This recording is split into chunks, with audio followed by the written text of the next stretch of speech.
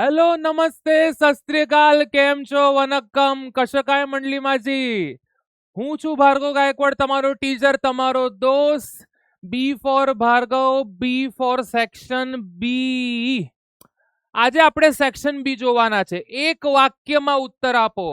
તમારા બધાનું હું સ્વાગત કરું છું પીડબ્લ્યુ ગુજરાતી કોમર્સમાં.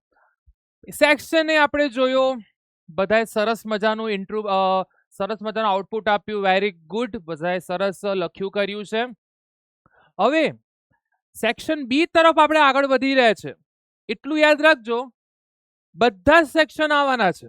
થોડોક સમય મળે છે, અમુક વાર તો મેં તમારી કોમેન્ટ વાંચું છું, થોડો સમય મળી જાય છે તો એના અંદર ચિંતા તમારી જે ઇકોનોમિક્સ પ્રત્યે છે હું સમજુ છું. બધા જ સેક્શન આવવાના છે અને ટ્રાય બેસ્ટ જ કરી રહ્યા છે. જો જેવી તેવી વસ્તુ તમને આપવા કરતા બેસ્ટ વસ્તુ આપવી એ બહુ સારી છે. તો બેસ્ટ વસ્તુ માટે થોડી રાહ જુઓ. આવી જ રહ્યું છે, વર્ક ઇન પ્રોગ્રેસ. જલ્દી મેરેથોન બી આવવાની છે, ફાસ્ટ ફાસ્ટ ભાગવાનું છે આપણે અને જીતવાનું પણ છે. બરાબર છે? તો let's begin with section B. શું કરવાનું છે સેક્શન બી માં? એક વાક્યમાં ઉત્તર આપો. તો સરસ મજાની પાછી એક સરસ શું લઈ લો? તો કે નોટ લઈ લો. નોટ લીધી? ઓકે. નોટ પછી નીકળી નોટ બી ના લેવાની હોય, પેન પણ લેવાની હોય. હવે જેટલા બી હમણાં એક વાક્યના ઉત્તર આપશે એમાં મેં પોતાની સરસ વ્યાખ્યા બનાવી છે, જે તમે નોટ ડાઉન કરશો, જે તમને બહુ જ સહેલી પડશે. ફોર એક્ઝામ્પલ, તમે કહેશો અચ્છા આટલી સહેલી વ્યાખ્યા બી હોઈ શકે? તો કે હા, ઓફકોર્સ હોઈ શકે. ભાર્ગવ સર છે તો બધું જ પોસિબલ છે. બરાબર છે? Don't fear, okay my dear, when Bhargav sir here. Okay, ચલો સેક્શન બી શરૂઆત કરીશું આપણે. સેક્શન બી ચેપ્ટર નંબર 1, આકૃતિ એટલે શું? સમજો, પેલું કહેવાય છે, જે લોકો મારો વિડીયો ધ્યાનથી જુએ છે, હાથમાં નોટ રાખે છે, પેન રાખે છે, નોટ ડાઉન કરે છે, એનો મતલબ એવું થયો કે એને એક્ઝામના ટાઈમમાં ફક્ત શાંતિથી ફ્રી એમ રિવિઝન જ કરશે, અથવા નહીં કરે તો બી ચાલશે. એટલે પેલું કહેવાય છે કે થોડો સમય આપીને હમણાં ફટાફટ નોટમાં અગર લખાતું હોય, વ્યાખ્યા લખાતી હોય તો લખો, વચ્ચે વચ્ચે વિડીયોને સ્ટોપ કરી દો, જેથી તમે લખી શકો, પછી આગળ વધો. અરે ખતરનાક રિવિઝન થઈ જશે તમારું. મતલબ છેલ્લા ટાઈમમાં તમને કંઈ પકડવું જ નહીં પડે, એના ચોપડી ફોપડી જે બી હશે બધું જ આવી ગયું છે. ઓકે, જો હવે આપણે ધીરે ધીરે આગળ વધીએ. પહેલો પ્રશ્ન છે, આકૃતિ એટલે શું? ભાઈ, આકૃતિનો મતલબ પૂછ્યો છે કે આકૃતિનો મતલબ શું થાય? તો બધાને એક વસ્તુ છે, તો હું પાછું એકવાર એક્સપ્લેન કરું છું. સ્વયં સ્પષ્ટ હોય, સ્વયં સ્પષ્ટ હોય. અને બીજું બાજુ લખું છું મેં, સ્વયં સ્પષ્ટ ન હોય. બરાબર છે? સ્વયં સ્પષ્ટ હોય અને સ્વયં સ્પષ્ટ ન હોય. તો બધાને ખબર છે, અગર સ્વયં સ્પષ્ટ હોય તો એના માટે આકૃતિ, અને સ્વયં સ્પષ્ટ ન હોય તો એના માટે આલેખ. મેં તમને કાલે એટલે કે પ્રીવિયસ વિડીયોમાં તમને બતાવ્યું હતું કે કઈ માહિતી સ્પષ્ટ હોય અને કઈ માહિતી સ્વયં સ્પષ્ટ ન હોય. તો મેં અહીંયા એક્ઝામ્પલ લખું છું એક પાછું. This is the last time I discuss with you. કારણ કે મને એવું છે કે તમને આકૃતિને આલેખ શું છે આપણે ગોખવાનું નથી, આપણે જસ્ટિફાય કરવાનું છે કે ભાઈ આ જ આવે, કેમ એને આ વસ્તુ કહેવાય. બરાબર છે? તો મેં તમને કીધેલું, ઉદાહરણ તરીકે આ માર્ક્સ છે. ઓકે, બરાબર? આ વિદ્યાર્થીઓની સંખ્યા, આ વિદ્યાર્થીઓની શું છે? સંખ્યા. તો સમજી લો કે માર્ક્સ 30 માંથી છે. ઓકે, તો આ 30 માંથી માર્ક્સ, તો એ 30 માંથી 30, પછી 28, પછી 25 અને પછી 24. એટલે 30 માંથી 30, 30 માંથી 28, 30 માંથી 25, 24. હવે 30 માંથી 30 કોના છે? કે 2 જણાના છે. 30 માંથી 28 કેટલા લોકોના છે? તો કે 4 જણાના છે. 30 માંથી 25 કેટલા લોકોના? કે 6 જણાના છે. 24 કેટલા લોકો? તો કે 8 જણાના છે. ચલો મને કહો, આ માહિતી સ્પષ્ટ છે કે સ્વયં કે સ્પષ્ટ નથી? બોલો ફટાફટ, બોલો, જવાબ બોલો. અને બીજું મેં એક બાજુ લખ્યું તું, યાદ છે ને? આવક લખી હતી, આવક, અને બાજુમાં લખી હતી લોકોની સંખ્યા. કા લોકોની સંખ્યા તો ભાઈ 10,000 થી 20,000, 20,000 થી 30,000, 30,000 થી 40,000. હવે મને કહો 30,000 થી 20,000 ની આવક બરાબર 100, પછી અહીંયા 200 અને અહીંયા 300. મને કહો આ બે માંથી સ્પષ્ટ કઈ ને અસ્પષ્ટ કઈ? બોલો. હવે આ માહિતી કેવી છે?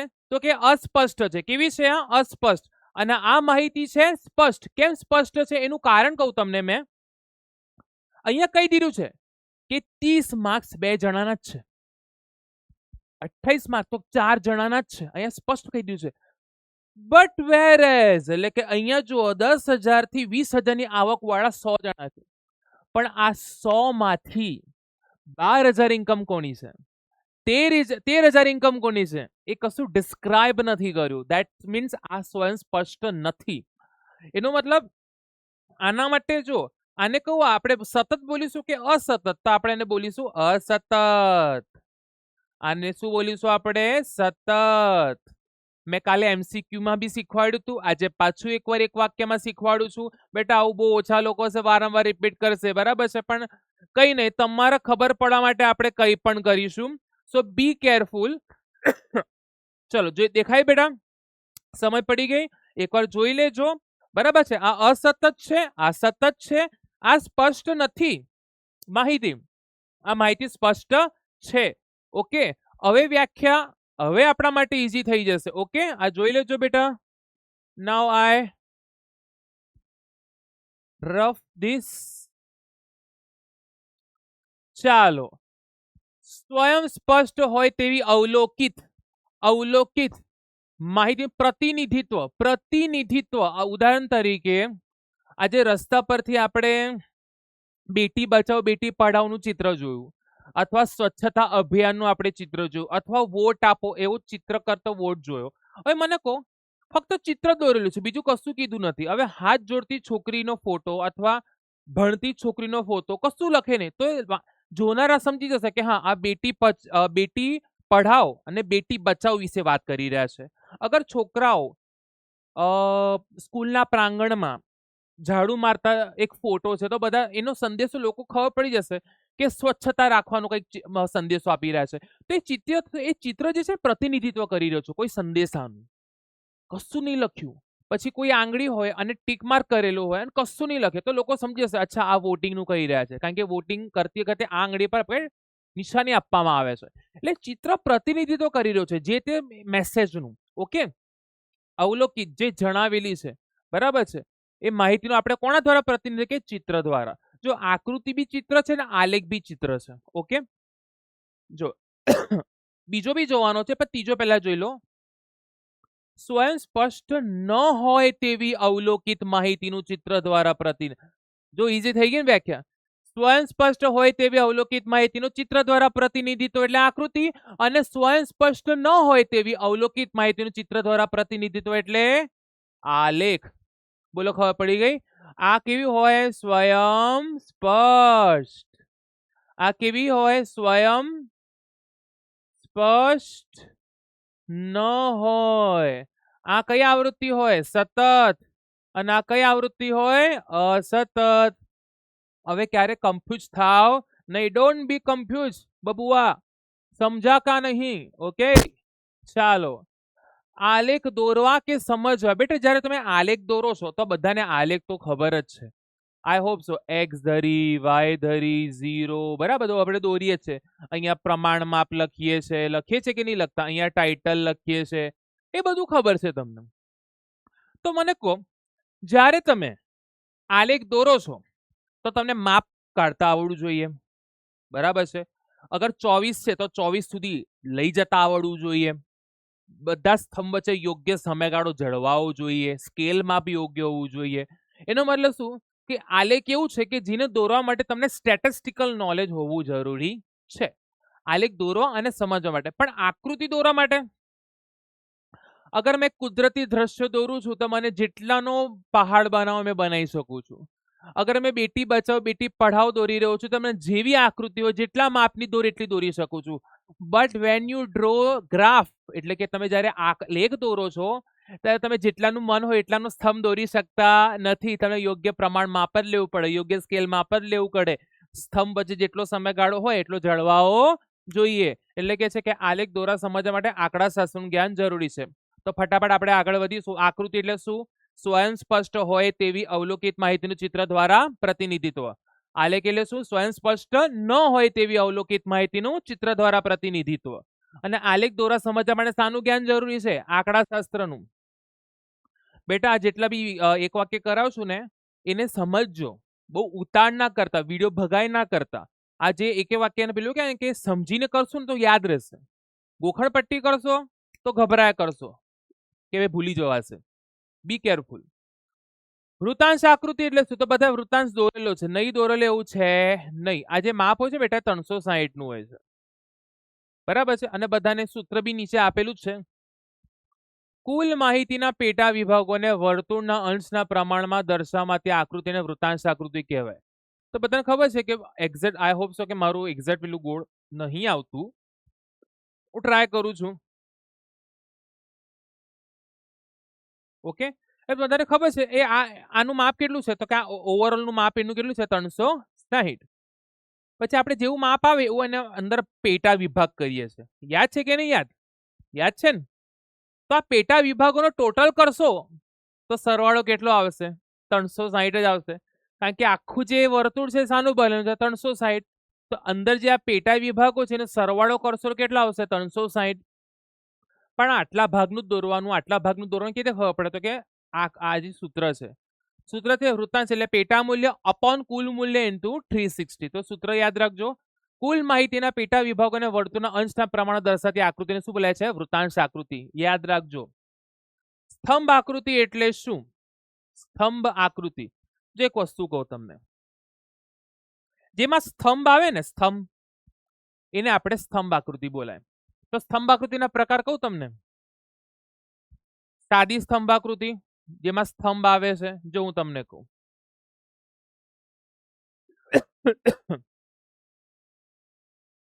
જો સાદી સ્તંભાકૃતિ, પછી પાસેની સ્તંભાકૃતિ,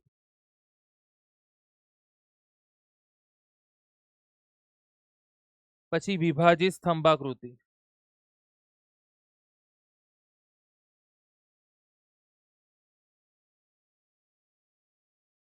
જોઈ શકો છો તમે.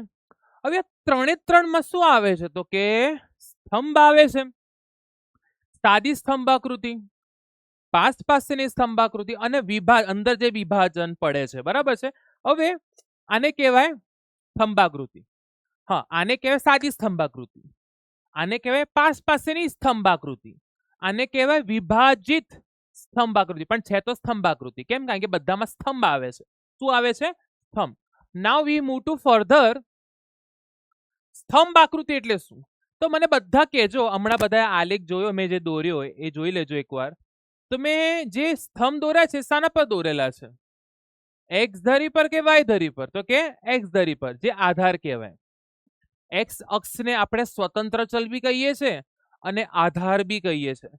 તો કોઈ એક આધાર પર એટલે આપણે શું કહીએ છીએ? એક્સ અક્ષ ચલના મૂલ્ય દર્શાવતી. કેમ? ઉદાહરણ તરીકે આ સ્તંભ જે દોર્યો છે તો મેં મન ફાવે દોરી નાખ્યું કે ના, આ 40 નો છે એટલે મેં 40 નો દોરેલો છે, બરાબર છે.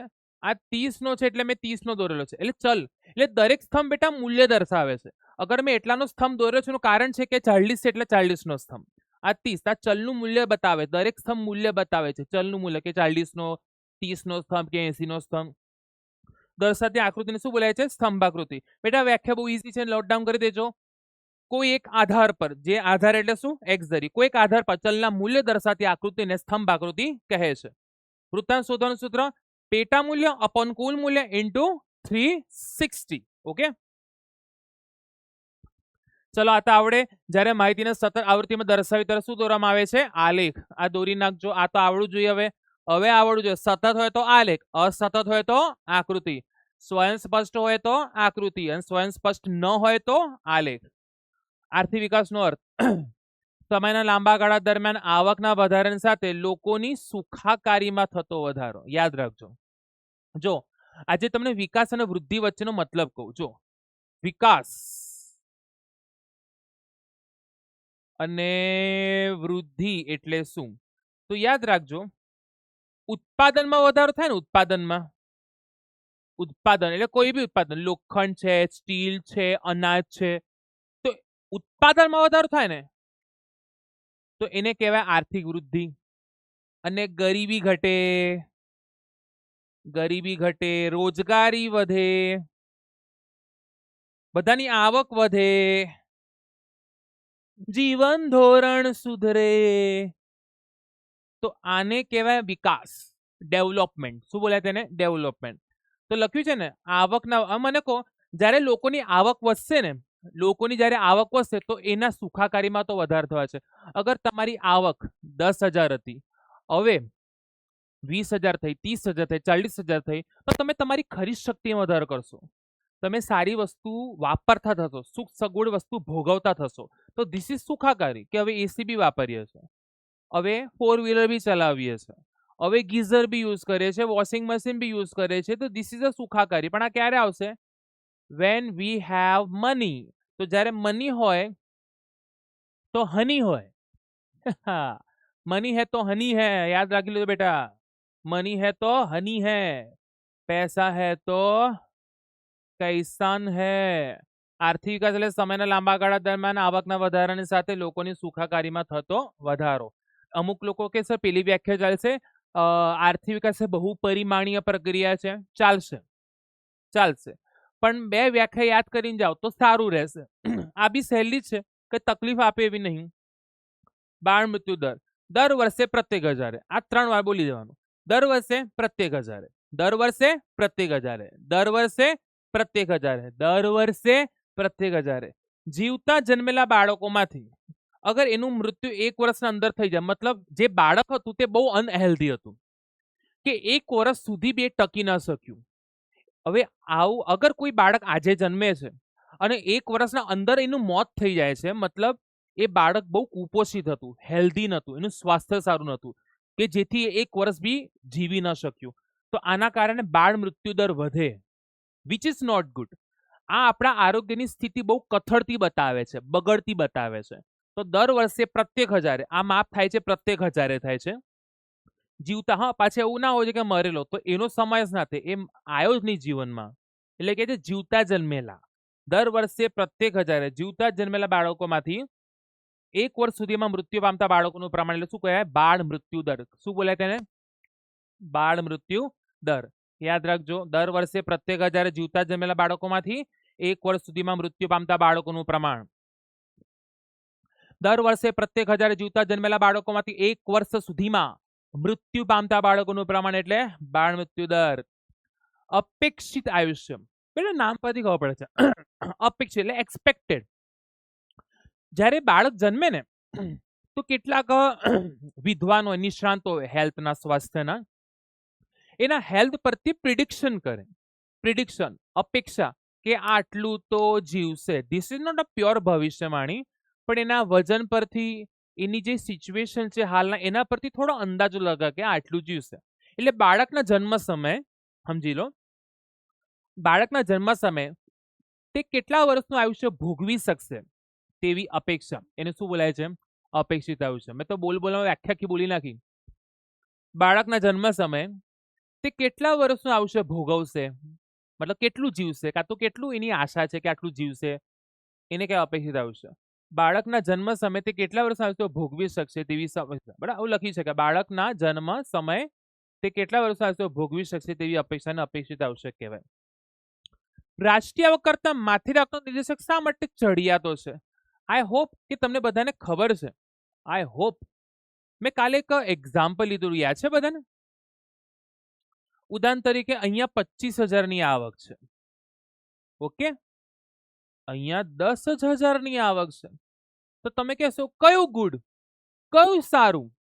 અહીંયા ટોટલ ઇન્કમ છે 25,000, અહીંયા ટોટલ ઇન્કમ છે 10,000, વિચ ઇઝ ગુડ? તો તમે કહેશો સર 25,000. 25,000 એમ. પણ મેં તમને કહીશ રૂક બેટા રૂક, શાંતિ રાખ. આ ટોટલ ઇન્કમ બતાવે છે. રાષ્ટ્રીય આવક આપણને ટોટલ ઇન્કમ બતાવે છે, એટલે સાચી માહિતી અને પૂરી માહિતી બતાવતો નથી, આખું ચિત્ર નહીં બતાવતો. આખું ચિત્ર કોણ બતાવે છે? માથાદીઠ આવક. હવે ઉદાહરણ તરીકે આ 25,000 આવક છે, આ ટોટલ ઇન્કમ છે, આ બી ટોટલ ઇન્કમ છે, પણ માથાદીઠ આવક બતાવે છે કે આ ઇન્કમ ને વાપરનારા લોકો કેટલા છે. તો અહીંયા મેં 25 લખ્યો, 25 લોકો છે. કેટલા લોકો છે? 25 લોકો. અહીંયા છે 2 જણા. ઓલો ખબર પડી કે ના પડી? કાલે સમજાવ્યું તું ને. તો આ આપણો દેશ છે કે જેમાં 25,000 ની આવક તો છે, પણ એ 25,000 ને વાપરનારા 25 જણા છે, મતલબ બધાના ભાગે 1,000 આવે. અને આ યુએસ યુકે જેવા દેશો છે કે જ્યાં ભલે ઇન્કમ ઓછી છે પણ લોકો બી તો ઓછા છે, તો પછી ઇન્કમ તો ઓછી જ આવવાની, અને બધાના ભાગે ઇન્કમ 5,000. તો પછી કે છે કે રાષ્ટ્રીયકની તુલનામાં માથેરાકનો જે માપદંડ છે સમાન ચઢિયાતો છે. તો એનું કારણ હવે બધાને ખબર પડી ગઈ હશે. શું છે ખબર છે? કે રાષ્ટ્રીય તો ટોટલ ઇન્કમ જ બતાવે છે, પણ માથેરાક આવક એ વસ્તીને પણ ધ્યાનમાં લે છે. તો યાદ રાખજો, માથેરાક આવક એ દેશની વસ્તીને પણ ધ્યાનમાં લે છે. તો પૂછાય શા માટે રાષ્ટ્રીય કરતા માથેરાકનો માપદંડ ચઢિયાતો છે, સારો છે? તો કહેવાનું રાષ્ટ્રીય દેશની આવકને ધ્યાનમાં લે છે, જ્યારે માથેરાક આવક એ દેશની વસ્તીને પણ ધ્યાનમાં લે છે, એટલા માટે સારો છે, ચઢિયાતો છે. જીવનની ભૌતિક ગુણ રજૂઆત કોણ કરી? Davis Morris. કોએ કરી હતી ભાઈ? ડેવિસ મોરિસે રજૂ કરી હતી. કોએ કરી હતી? Davis Morris. Please be careful, યાદ રાખજો, ડેવિસ મોરિસ. બીજો એક પ્રશ્ન આવે છે, એ બી નોટ ડાઉન કરજો. માનવ વિકાસ શાખની રચના કોણે કરી હતી? તો માનવ વિકાસ શાખની રચના કરી હતી સંયુક્ત રાષ્ટ્ર સંઘે. કોએ કરી હતી? નોટ ડાઉન કરજો. આ HDI ની રજૂઆત કોણે કરી હતી? કોણે? તો યાદ રાખજો, સંયુક્ત રાષ્ટ્ર સંઘ, યુએનઓ, સંયુક્ત રાષ્ટ્ર વિકાસ કાર્યક્રમ, UNDP. પૂછાય માનવ વિકાસ સંઘની રજૂઆત કોણે કરી હતી? ક્યારે કરી હતી? ક્યારે કરી હતી? 1990 માં કરી હતી. કોણે કરી હતી? સંયુક્ત રાષ્ટ્ર વિકાસ કાર્યક્રમ. કોએ કરી હતી? સંયુક્ત વિકાસ કાર્યક્રમ, સંયુક્ત રાષ્ટ્ર વિકાસ કાર્યક્રમ, યુનાઇટેડ નેશન ડેવલપમેન્ટ પ્રોગ્રામ. માથેરાક કોને કહેવાય? સૂત્ર બધાને ખબર છે? સૂત્ર જોનું સૂત્ર આવું છે, રાષ્ટ્રીય આવક અપોન દેશની કુલ વસ્તી. કુલ રાષ્ટ્રીય આવક. આ સૂત્ર શાનું છે? માથાદીઠ આવકનું સૂત્ર છે. કુલ રાષ્ટ્રીય આવક અપોન દેશની કુલ વસ્તી, આ એનું સૂત્ર છે. બરાબર છે. હવે એક કામ કરો, કાં તો સૂત્ર યાદ રાખો, કાં તો એક વાક્યનો યાદ રાખો, કાં તો સૂત્ર યાદ રાખો. કેમ? સૂત્રપતિ વ્યાખ્યા છે, અથવા વ્યાખ્યાપતિ સૂત્ર છે. બે માંથી તમે જે ગણવું હોય તે. ઉદાહરણ તરીકે આ સૂત્ર પરથી હું વ્યાખ્યા બનાવું. કુલ રાષ્ટ્રીય આવકને, ધ્યાન દેના બઢિયા, કુલ રાષ્ટ્રીય આવકને દેશની કુલ વસ્તી વડે ભાગતા, ભાગ્યે જ છે ને, મળતો સરેરાશ જ મળે છે, એવરેજ જ મળે છે. તો એને શું બોલાય? માથાદીઠ આવક. શું બોલે તેને? માથાદીઠ આવક. જો વ્યાખ્યા દેશની કુલ રાષ્ટ્રીય દેશની કુલ વસ્તી ભાગતા મળતો સરેરાશ આંક બી બોલી શકો છો. આંક, જે આપણે માથાદીઠ આવક કહે છે. આર્થિક વૃદ્ધિ એટલે શું? સમયના લાંબા ગાળા દરમિયાન ચીજ વસ્તુના કુલ ઉત્પાદનમાં થતો વધારો. ઉદાહરણ તરીકે એક્ઝામ્પલ મેન્શન કરો. ઉદાહરણ તરીકે અનાજના ઉત્પાદનમાં વધારો. અનાજના ઉત્પાદનમાં થતો વધારો. બોલો, ખબર પડી ગઈ? અનાજના ઉત્પાદનમાં થતો વધારો. परदेसिया मिला है तू मुझे जब से, झनकार सी है दिल के तारों में तब से, तुम हो मेरी जानता हूँ मगर पहुंचाऊं तुम तक ये कैसे खबर. आगे જઈએ. પેલું કે અચાનક આવી જાય છે યાર. પેલું કહેવાય ને, પોતાની જાતને એન્ટરટેનમેન્ટ કરતો રહું છું મેં સમ ટાઈમ. કેવું લાગ્યું? સારું લાગ્યું ને? તમારા માટે જ કહું. વસ્તુ વિનિમય પ્રથાનો અર્થ બધાને પહેલા ખબર હોય કે પહેલા પૈસા નતા, पैसे नहीं थे. पहले क्या करते थे पता है? कि मेरे पास चोखा है, आपके पास गऊ है, तो मुझे घऊ चाहिए, आपको चोखा चाहिए, तो आप क्या करते हो? एक काम करो भाई, मुझे घऊ चाहिए, तो सामने बोलता है भाई मुझे भी चोखा चाहिए, तो मैं एक काम करता हूँ, ले तू चोखा ले, उसके बदले में घऊ दे दे।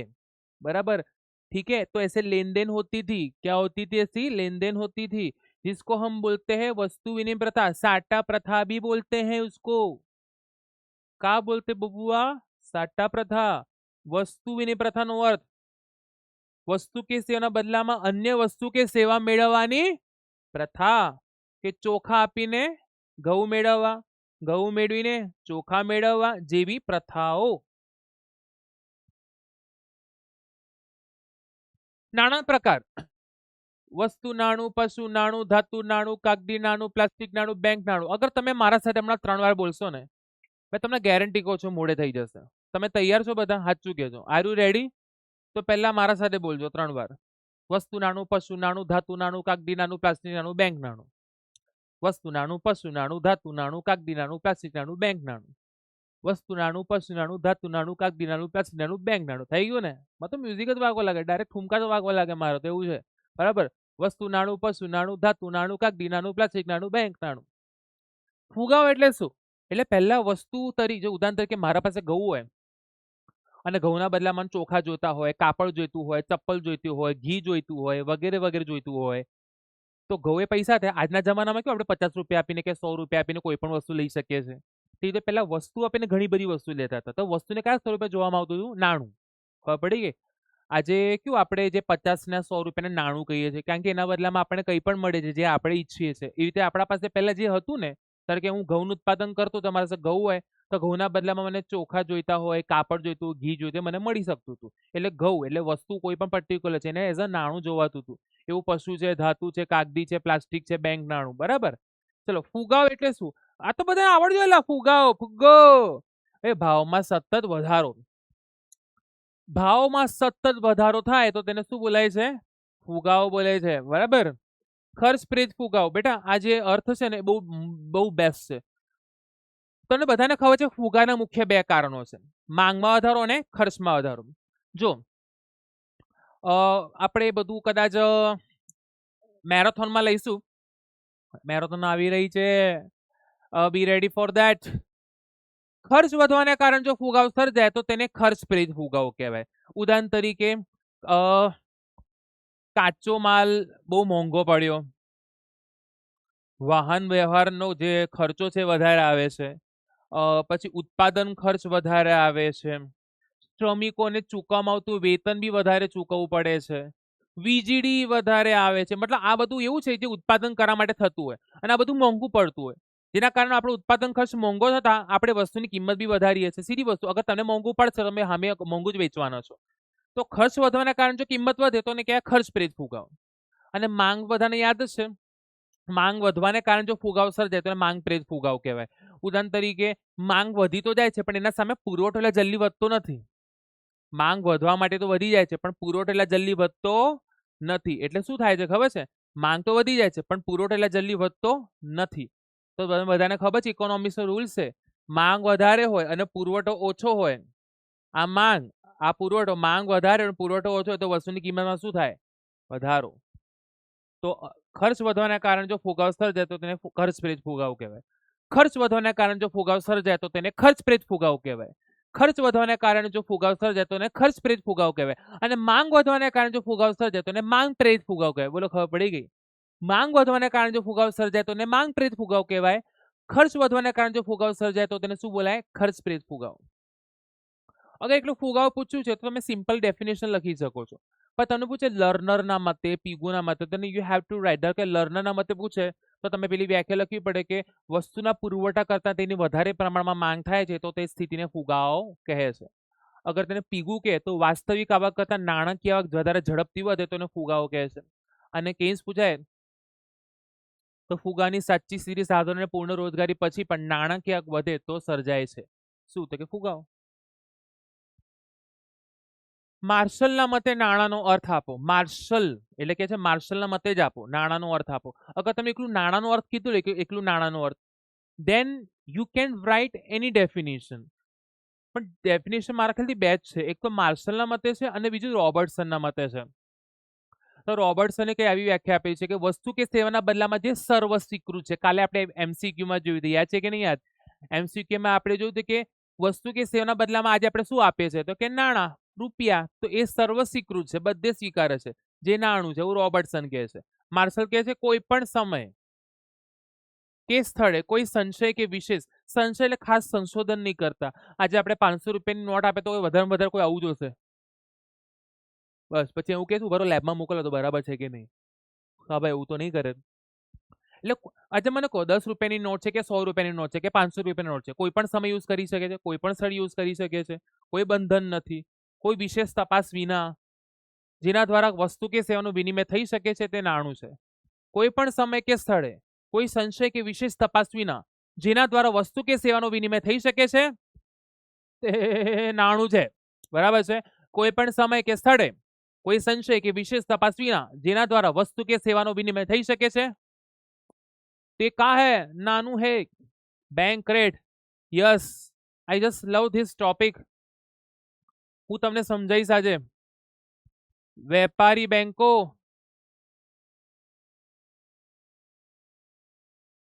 આ છે આપણી RBI. આપણે પ્રજા, બરાબર છે, આપણે વેપારી બેંકો પાસેથી મોટા ભાગે ઉછીના લેતા હોય. વેપારી બેંકો કોના પાસેથી લેતી હોય? RBI પાસેથી. હવે એ ટૂંકા ગાળાનું બી હોય અને લાંબા ગાળાનું બી હોય. લાંબા ગાળાનું ધિરાણ અને આ કહેવાય ટૂંકા ગાળાનું ધિરાણ. પણ આ સમજાયા પછી તમને કોમેન્ટમાં કહેવાનું છે સર બેંક રેટ રેપો રેટની વ્યાખ્યા હવે ક્યારે નહીં ભૂલાય. યુ પ્લીઝ આ પ્રોમિસ કરવાનો છે કે તમે આ લખશો કે સર બેંક રેટ રેપો રેટની વ્યાખ્યા હવે અમારાથી સર જિંદગીમાં ક્યારે નહીં ભૂલાય. ઓકે, આવું કહેજો અગર ખરેખર ખબર પડી જાય તો. જો આપણે પ્રજા બધી, આપણી બેંક કોણ? આપણે કોના પાસે નાણાંની લેનદેન કરીએ અથવા નાણાં લેવા માટે જઈએ તો કે વેપારી બેંકો. વેપારી બેંકો એટલે SBI, BOB, yes bank, HDB, આ બધી આપણી બેંકો છે, વેપારી બેંકો. પણ વેપારી બેંકોની બેંકો કોણ? તો કે RBI. એટલે આપણે કેવું આના પાસે પૈસા લેવા કરવા જઈએ, લોન લેવા જઈએ, એ તો વેપારી બેંકો કોના પાસે લોન લે? RBI પાસે લોન લે. તો જ્યારે વેપારી બેંકો નાણાંની અછત અનુભવે ને, નાણાંની અછત અનુભવે, જો આપણે નાણાંની અછત અનુભવીએ તો આપણે વેપારી બેંકો પાસે લેવા જઈએ. એ વેપારી બેંકો નાણાંની અછત અનુભવે તો કોના પાસે લેવા જાય? RBI પાસે લેવા જાય. ફરક એવો છે કે જ્યારે વેપારી બેંકો નાણાંની અછત અનુભવે ત્યારે RBI પાસે નાણાં લેવા જાય છે. પણ એ અગર લોંગ ટર્મ માટે લેવા જાય, બહુ લાંબા ગાળા માટે લેવા જાય, તો એને બોલાય બેંક રેટ. અને જો ટૂંકા ગાળા માટે લેવા જાય તો એને શું બોલાય? Repo rate. એનો મતલબ શું કે બેંક રેટ અગર 10% ચાલતું હશે, 10%,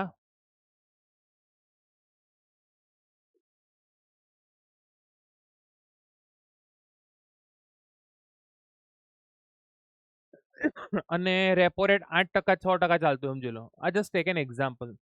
આમ જસ્ટ ટેક ધ એક્ઝામ્પલ. જ્યારે વેપારી બેંકો RBI પાસેથી, કોના પાસેથી? કોના પાસેથી? વેપારી બેંકો RBI પાસેથી લાંબા ગાળાનું ધિરાણ જે વ્યાજના દરે લે છે, એ વ્યાજનો દર એટલે બેંક રેટ. અગર બેંક રેટ 10% ચાલતો હશે એનો સીધો અર્થ એ થયો કે RBI જે બી નાણાં આપશે ને વેપારી બેંકને, એના પર 10% વ્યાજ લેશે. કેટલા ટકા વ્યાજ લેશે? 10%. એવી રીતે RBI અગર ટૂંકા ગાળા માટે વેપારી બેંકોને આપી રહી છે ને, તો એના પર 6% વ્યાજ લેશે. કેટલા ટકા વ્યાજ લેશે? 6%. બોલો, ખબર પડી ગઈ? જ્યારે વેપારી બેંકો RBI પાસેથી, કોના પાસેથી? જ્યારે વેપારી બેંકો RBI પાસેથી લાંબા ગાળાનું ધિરાણ જે વ્યાજના દરે લે તેને શું બોલાય? Bank rate. શું બોલાય તેને? Bank rate. અને જ્યારે વેપારી બેંકો RBI પાસે ટૂંકા ગાળાનું ધિરાણ જે વ્યાજના દરે તેને શું બોલાય? Repo rate. બોલો, ખબર પડી આટલું? વેપારી બેંકો RBI પાસેથી લાંબા ગાળાનું ધિરાણ જે વ્યાજના દરે લે એને બોલાય બેંક રેટ. અને વેપારી બેંકો RBI પાસેથી ટૂંકા ગાળાનું ધિરાણ જે વ્યાજના દરે લે તેને શું બોલાય? Repo rate. બોલો, ખબર પડી ગઈ? આ વ્યાખ્યા તમે કોમેન્ટમાં લખવાની અને લખવાનું છે સર હવે આ વ્યાખ્યા ક્યારે નહીં ભૂલાય. બીજી એક વ્યાખ્યા રહી, રિવર્સ રેપો રેટ. કઈ ડેફિનેશન છે? Reverse repo rate. So what is a reverse repo rate? Repo rate reverse એટલે ઊંધું. મોસ્ટલી કોના પાસેથી પૈસા લેતું હોય તો કે વેપારી બેંકો RBI પાસેથી, પણ અમુક વાર RBI પણ લેતી હોય પૈસા. તો જ્યારે RBI, હવે અહીંયા મેં નીચે લખું છું,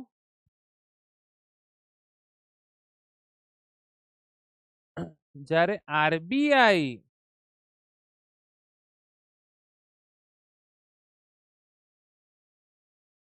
વેપારી બેંકો પાસેથી, પણ એ ટૂંકા ગાળાનું જ લેશે, હા, એ લાંબા ગાળા માટે નહીં, ટૂંકા ગાળાનું ધિરાણ,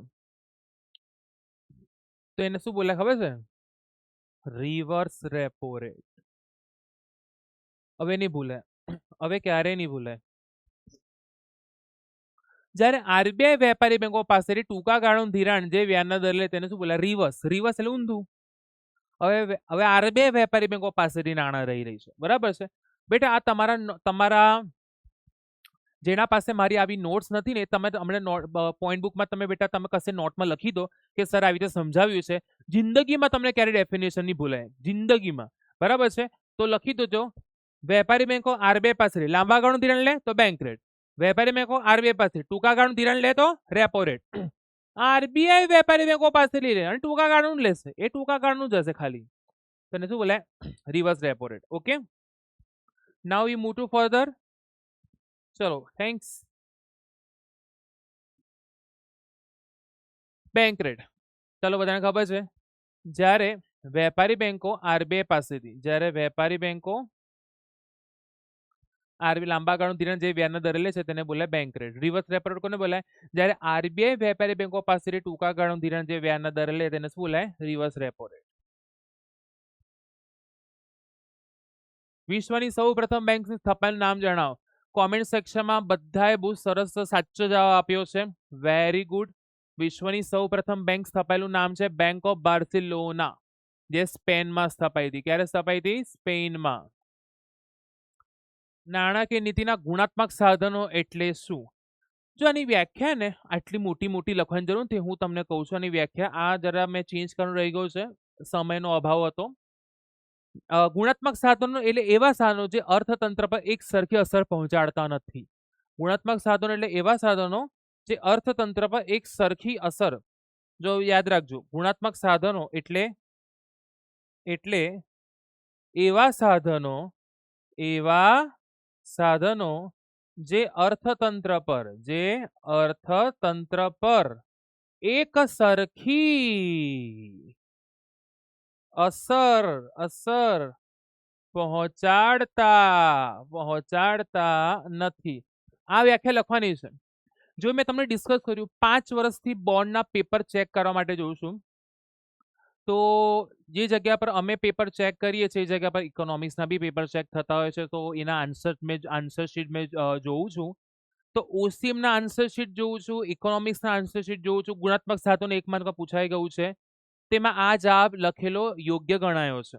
તો તમે આ વ્યાખ્યા લખી શકો છો. આ ફાયદો તમને મારા તરફથી મળશે કે યસ, અમારા ટીચર એક્ઝેક્ટ બોર્ડમાં જાય છે, માર્કિંગ જુએ છે કે કેવું માર્કિંગ થાય છે. અગર તમને એનો વિડીયો જુએ છે કે કેવું માર્કિંગ થાય છે, તો એના માટે તમે જરા કોમેન્ટમાં કરજો સર હાઉ ટુ રાઇટ, કેવું માર્કિંગ થાય છે, તો પ્લીઝ એનો એક કોમેન્ટ કરજો, તો મેં એના વિશે વિચારીશ, શોર્ટ્સ બનાવી દઈશ એના વિશે, અગર તમે જોઈશે તો. બરાબર છે? તો ગુણાત્મક સાધનો એટલે એવા સાધનો, પ્લીઝ રાઇટ ડાઉન. ગુણાત્મક સાધનો એટલે એવા સાધનો જે અર્થતંત્ર પર એક સરખી અસર પહોંચાડતા, મતલબ આના કારણે એક સરખી અસર નહીં પહોંચે. ધારો કે bank rate, repo rate, reverse repo rate, કપરા સામેમાં સ્થિરતા લાવવા માટેની જોગવાઈ, રોકડ અનામત પ્રમાણમાં ફેરફાર, કાયદા માન્ય પ્રવાહિતાનું પ્રમાણ, ખુલ્લા બજારના કાર્યો, હુંડિયામણને વધતા ઘટતા પ્રમાણના આંચકાઓથી મુક્ત કરવાની સ્ટરલાઇઝેશનની નીતિ. આ બધા પોઈન્ટ એવા હતા કે આ એક સરખી અસર પહોંચાડતા હતા. એ કેવી રીતે છે એ ડિટેલમાં પછી આપણે આવનાર લેક્ચરમાં એરોથોનમાં જોઈશું. જ્યારે પેલું જે આપણે જોયું ને કે સલામતીની જરૂરિયાત, માર્જિનની જરૂરિયાત, ધિરાણની ટોચ મર્યાદા, ભેદભાવયુક્ત અને ભેદભાવક વ્યાજના દર નીતિ, એક સરખી અસર નહીં પહોંચાડતા. બરાબર છે? પરિમાણાત્મક સાધનો લેવા સારો જે અર્થતંત્ર પર એક સરખી અસર પહોંચાડે છે. આ વ્યાખ્યા બી લખી દેજો. હવે આગળ હશે, મેં મારા ખ્યાલથી લીધેલી છે વ્યાખ્યા મેં. પરિમાણાત્મક સાધનો એટલે એવા સાધનો જે અર્થતંત્ર પર એક સરખી અસર પહોંચાડે છે. Please write down. શાક સર્જન શોધવાનું સૂત્ર. શાક સર્જન, તો બેટા શાક સર્જન શોધવાનું સૂત્ર તો બધાને આવડવું જોઈએ.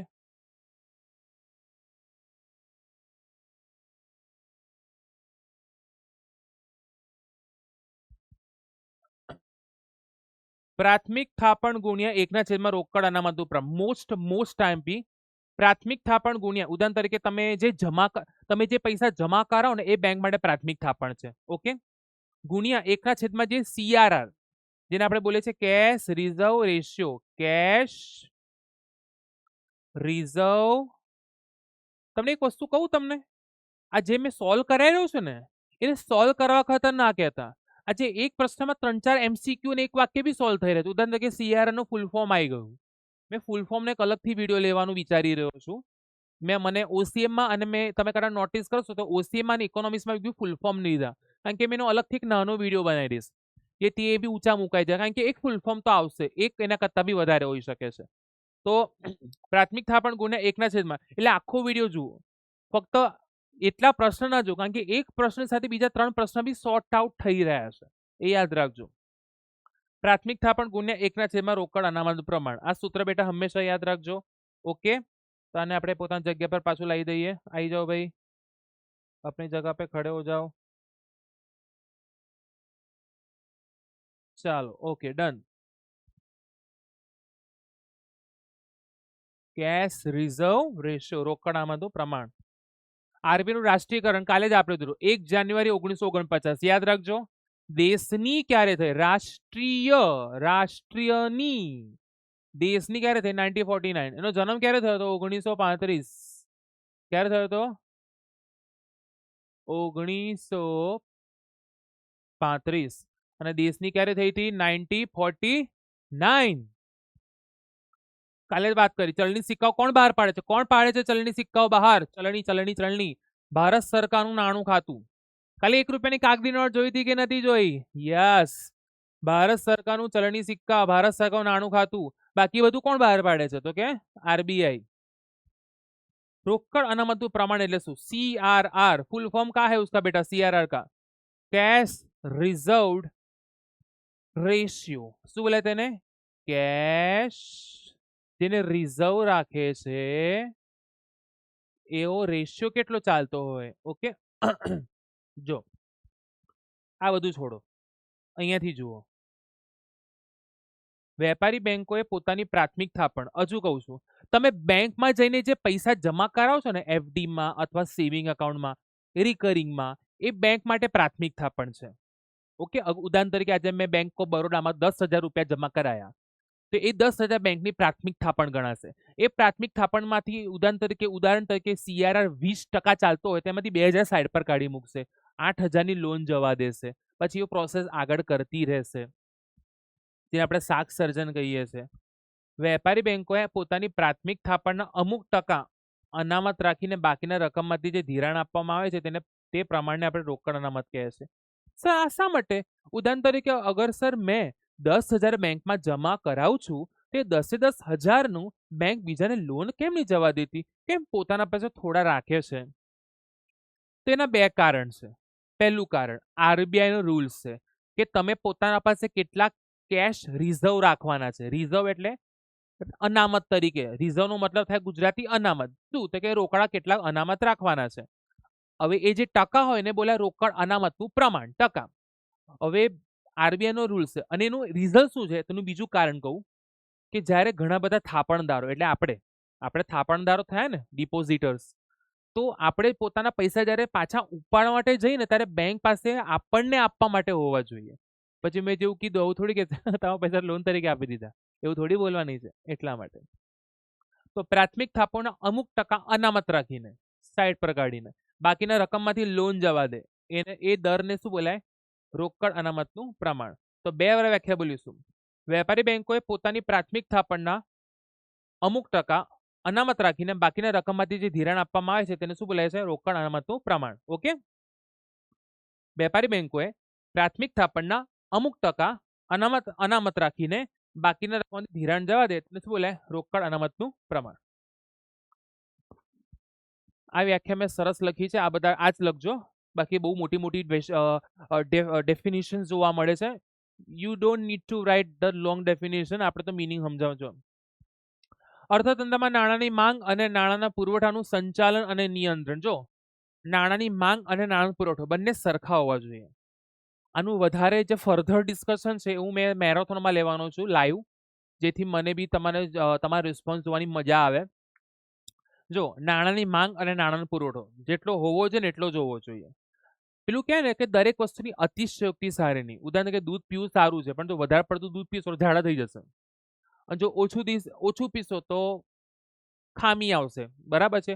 મલ્ટીવિટામિનની ખામી આવશે. એટલે પેલું કહેવાય ને, જે વસ્તુ જેટલા પ્રમાણમાં હોવી જોઈએ ને એટલા પ્રમાણમાં જ હોવી જોઈએ. એના કરતાં વધારે હશે તોય પ્રોબ્લેમ, ઓછું હશે તોય પ્રોબ્લેમ. એટલે નાણાંની માંગ કરતાં નાણો પુરવઠો વધી જાય, એટલે કે જેટલા પૈસા જોઈએ એના કરતાં એના પૈસા વધી જાય તો ફુગાવો થાય. એનું શોર્ટમાં સમજાય તો કે લોકો પાસે પૈસા આવી જશે તો લોકો પૈસા આવતાની સાથે ખરીદ શક્તિમાં વધારો કરશે. ખરીદ શક્તિમાં વધારો કરશે તો માંગમાં વધારો થશે. માંગ વધવા માટે વધી જાય છે, પણ આ સામે સ્ટોક એટલા જલ્દી વધતો નથી જેટલી માંગ વધી જાય છે. કાં તો સ્ટોક ધીમે, એટલે કે પુરવઠો કાં તો ધીમી ધીમે ગતિએ વધે છે, કાં તો સ્થિર રહે છે, કાં તો ઝડપથી નહીં વધતો જેટલા ઝડપથી માંગ વધી જાય છે. જેના કારણે માંગ વધારે, પુરવઠો ઓછો, એટલે કિંમત વધે છે. અને નાણાંની માંગ કરતાં નાણાંનો પુરવઠો ઓછો હોય તો શું થાય છે? બધાને ખબર છે, નાણાંની માંગ કરતાં નાણાંનો પુરવઠો ઓછો હોય તો લોકો પાસે પૈસા નહીં હોતા, એટલે ખરીદ શક્તિ ઘટે. ખરીદ શક્તિ ઘટે તો માંગ ઘટે. માંગ ઘટે તો સ્વાભાવિક છે વેચાણ જ ના થાય. વેચાણ ન થાય એટલે ઉત્પાદન જ ના થાય. ઉત્પાદન જ થાય એટલે લોસ થાય, ખોટ થાય, નુકસાન થાય. ઉત્પાદન ના થાય તો આપણે પેલા કર્મચારીઓને કાઢી મૂકીએ. મંદીમાં તો હોય છે છૂટા પડાય છે. મંદી આવી ગઈ એટલે ઓછા હોય તો મંદી, વધારે તો ફુગાવો. તો નાણાંની માંગ અને નાણાં પુરવઠા આપણે સંચાલન કરવાનું છે અને નિયંત્રણ કરવાનું છે.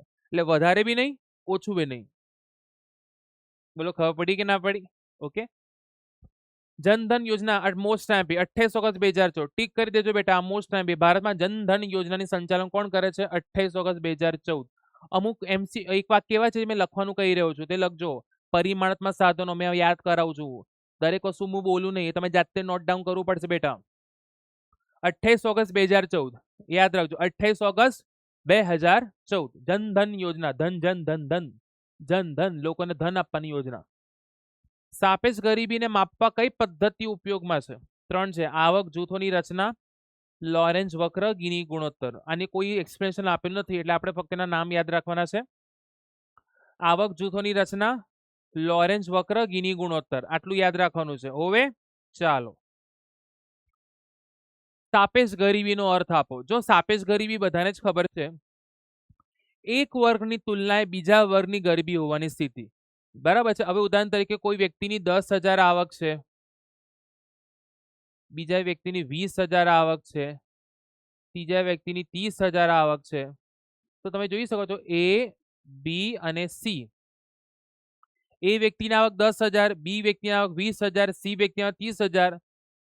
તો સી ની સાપેક્ષમાં એટલે કે સરખામણીએ એ અને બી સાપેક્ષ રીતે ગરીબ કહેવાશે. કેમ? કારણ કે સી ની આવક કરતા આ લોકોની આવક કેવી છે? ઓછી છે. એટલે એક વર્ગની તુલનાએ બીજા વર્ગની ગરીબી હોવાની સ્થિતિ. કેમ? કારણ કે સી ની આવક વધારે છે એ અને બી કરતા. બરાબર છે. સમાજમાં અસર જુદા જુદા વર્ગો વચ્ચે આવકની અસમાન વહેંચણી ધ્યાનમાં લેતા ઓછી આવક વર્ગની વધુ આવકવાળા વર્ગની તુલનાએ સાપેક્ષ ગરીબ કહેવાય છે.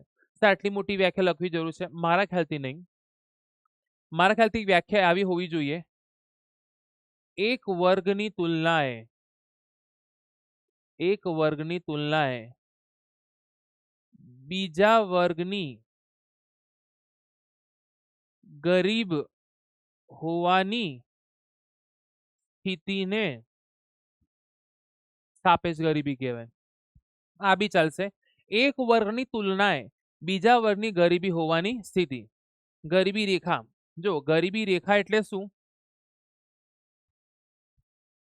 ચીજ વસ્તુ કે સેવાઓ ખરીદવા માટે નક્કી કરવામાં આવક અને ખર્ચની લઘુત્તમ સપાટી એટલે ગરીબ. જો હું તમને એક વસ્તુ કહું, સરકારે ને એક આવક અને ખર્ચની એક સપાટી નક્કી કરી છે કે તમે આટલી આવક તો મેળવવાની, આટલો ખર્ચો તો તમે કરવાનો. અગર તમે આટલી આવક બી નહીં મેળવી શકતા, આટલો ખર્ચો બી નહીં કરી શકતા, એનો મતલબ એવું થયો કે તમે ગરીબ કહેવાશો.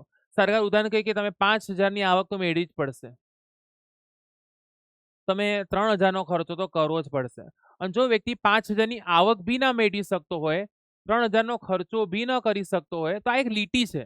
3,000 લીટી, 5,000 લીટી. જો એટલું બી ના કરી શકતો હોય ને તો એક ગરીબી રેખા નીચે આવે છે, એટલે કે ગરીબ કહેવાશે. એટલે કે એને કહેવાય, આપણે શું કહીએ છીએ? ગરીબી રેખા નીચે જીવતા લોકોને આપણે શું કહીએ છીએ? Below the poverty line, BPL. Below the poverty line યાદ છે ને?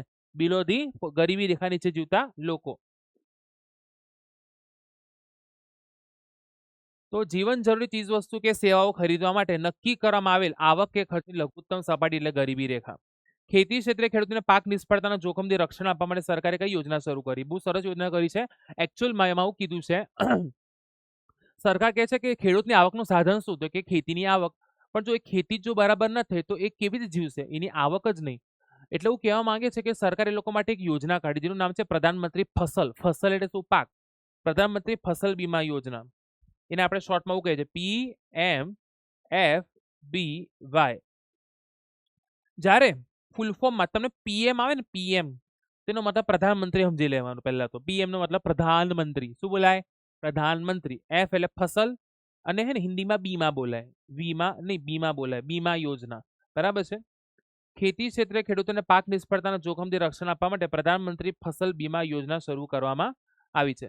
એટલે અમુક વાર ખેડૂતોને જો ખેતીની આવક જ ના મળે તો બિચારો જીવશે કેવી રીતે? એટલે સરકારે કીધું કે આનું જે આવકનું સાધન છે એના સામે આપણે રક્ષણ આપવા માટે એ લોકોને આપણે વીમાની સુવિધા આપીએ.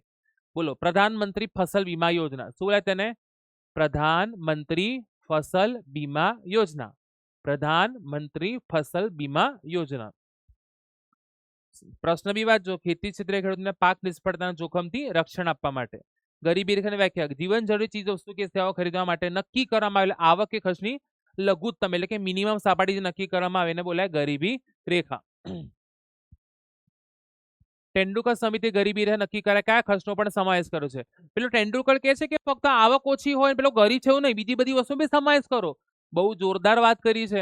એમાં કહે છે કે ભાઈ કેલરીના વપરાશ માટે જરૂરી ખર્ચ ઉપરાંત આપણે દિવસમાં જેટલું બી લઈએ છીએ એમાંથી કેલરી મળે છે. પાણી સિવાય પાણી સિવાય તમે જ્યુસ પીઓ છો, તમે ફ્રૂટ્સ ખાઓ છો, તમે અનાજ ખાઓ છો, તમે જે બી વસ્તુ ખાતા એમાંથી તમને કેલરી મળે છે પાણી સિવાય.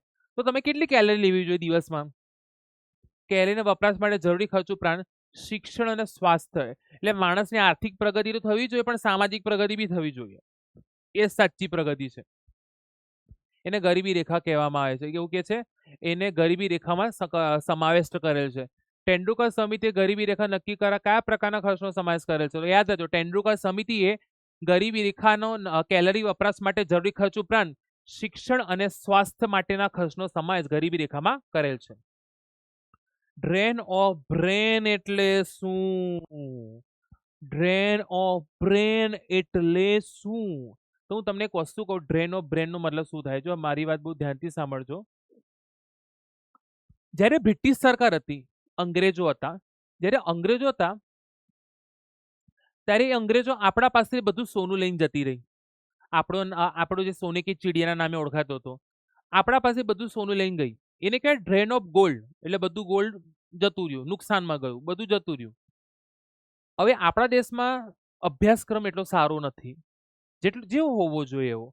રોજગારીની ઓપોર્ચ્યુનિટી એટલી સારી મળતી નથી, લોકોને તક નથી મળતી યોગ્ય જે મળવી જોઈએ. તો લોકો બહાર જઈ રહ્યા છે ભણવા માટે પણ અને જોબ કરવા માટે પણ, અથવા ધંધો અથવા વ્યવસાય કરવા માટે પણ. તો જે બુદ્ધિશાળી લોકો છે આપણા દેશના બુદ્ધિશાળી લોકો, જેમની બુદ્ધિ આપણા દેશના વિકાસ પાછળ ખર્ચાવી જોઈએ, પણ એ લોકો હવે બહાર જઈ રહ્યા છે. તો પહેલા સોનું ગયું, હવે કોણ જઈ રહ્યું છે? કે બુદ્ધિશાળી એટલે સોનું સમાન એવા બુદ્ધિશાળી લોકો જઈ રહ્યા છે. એને કહેવાય ડ્રેન ઓફ બ્રેન. ચલો, સોનું તો પાછું લાવી દઈશું અગર બુદ્ધિ હશે તો, પણ જો બુદ્ધિ જ જતી રહેશે તો સોનું પાછું કેવી રીતે આવશે? તો ડ્રેન ઓફ ગોલ્ડ, ચલો વાંધો નહીં, આપણા પાસે હોશિયાર લોકો તો છે, પણ જો હોશિયાર લોકો જ જતા રહેશે તો બુદ્ધિ પેલું કે સોનું કેવી રીતે આવશે? બરાબર છે. હા, પેલા તો એવું થઈ ગયું કે ભાઈ અક્કલ બળી યા ભેંસ, તો ભાઈ અક્કલ જ બળી કહેવાય. અક્કલ હશે, વિચાર શક્તિ સારા હશે તો નહીં હોય તો બી આવી જશે. અને જો અક્કલ ને બુદ્ધિ સારી નહીં હોય તો હશે તોય પાછું જતું રહેશે.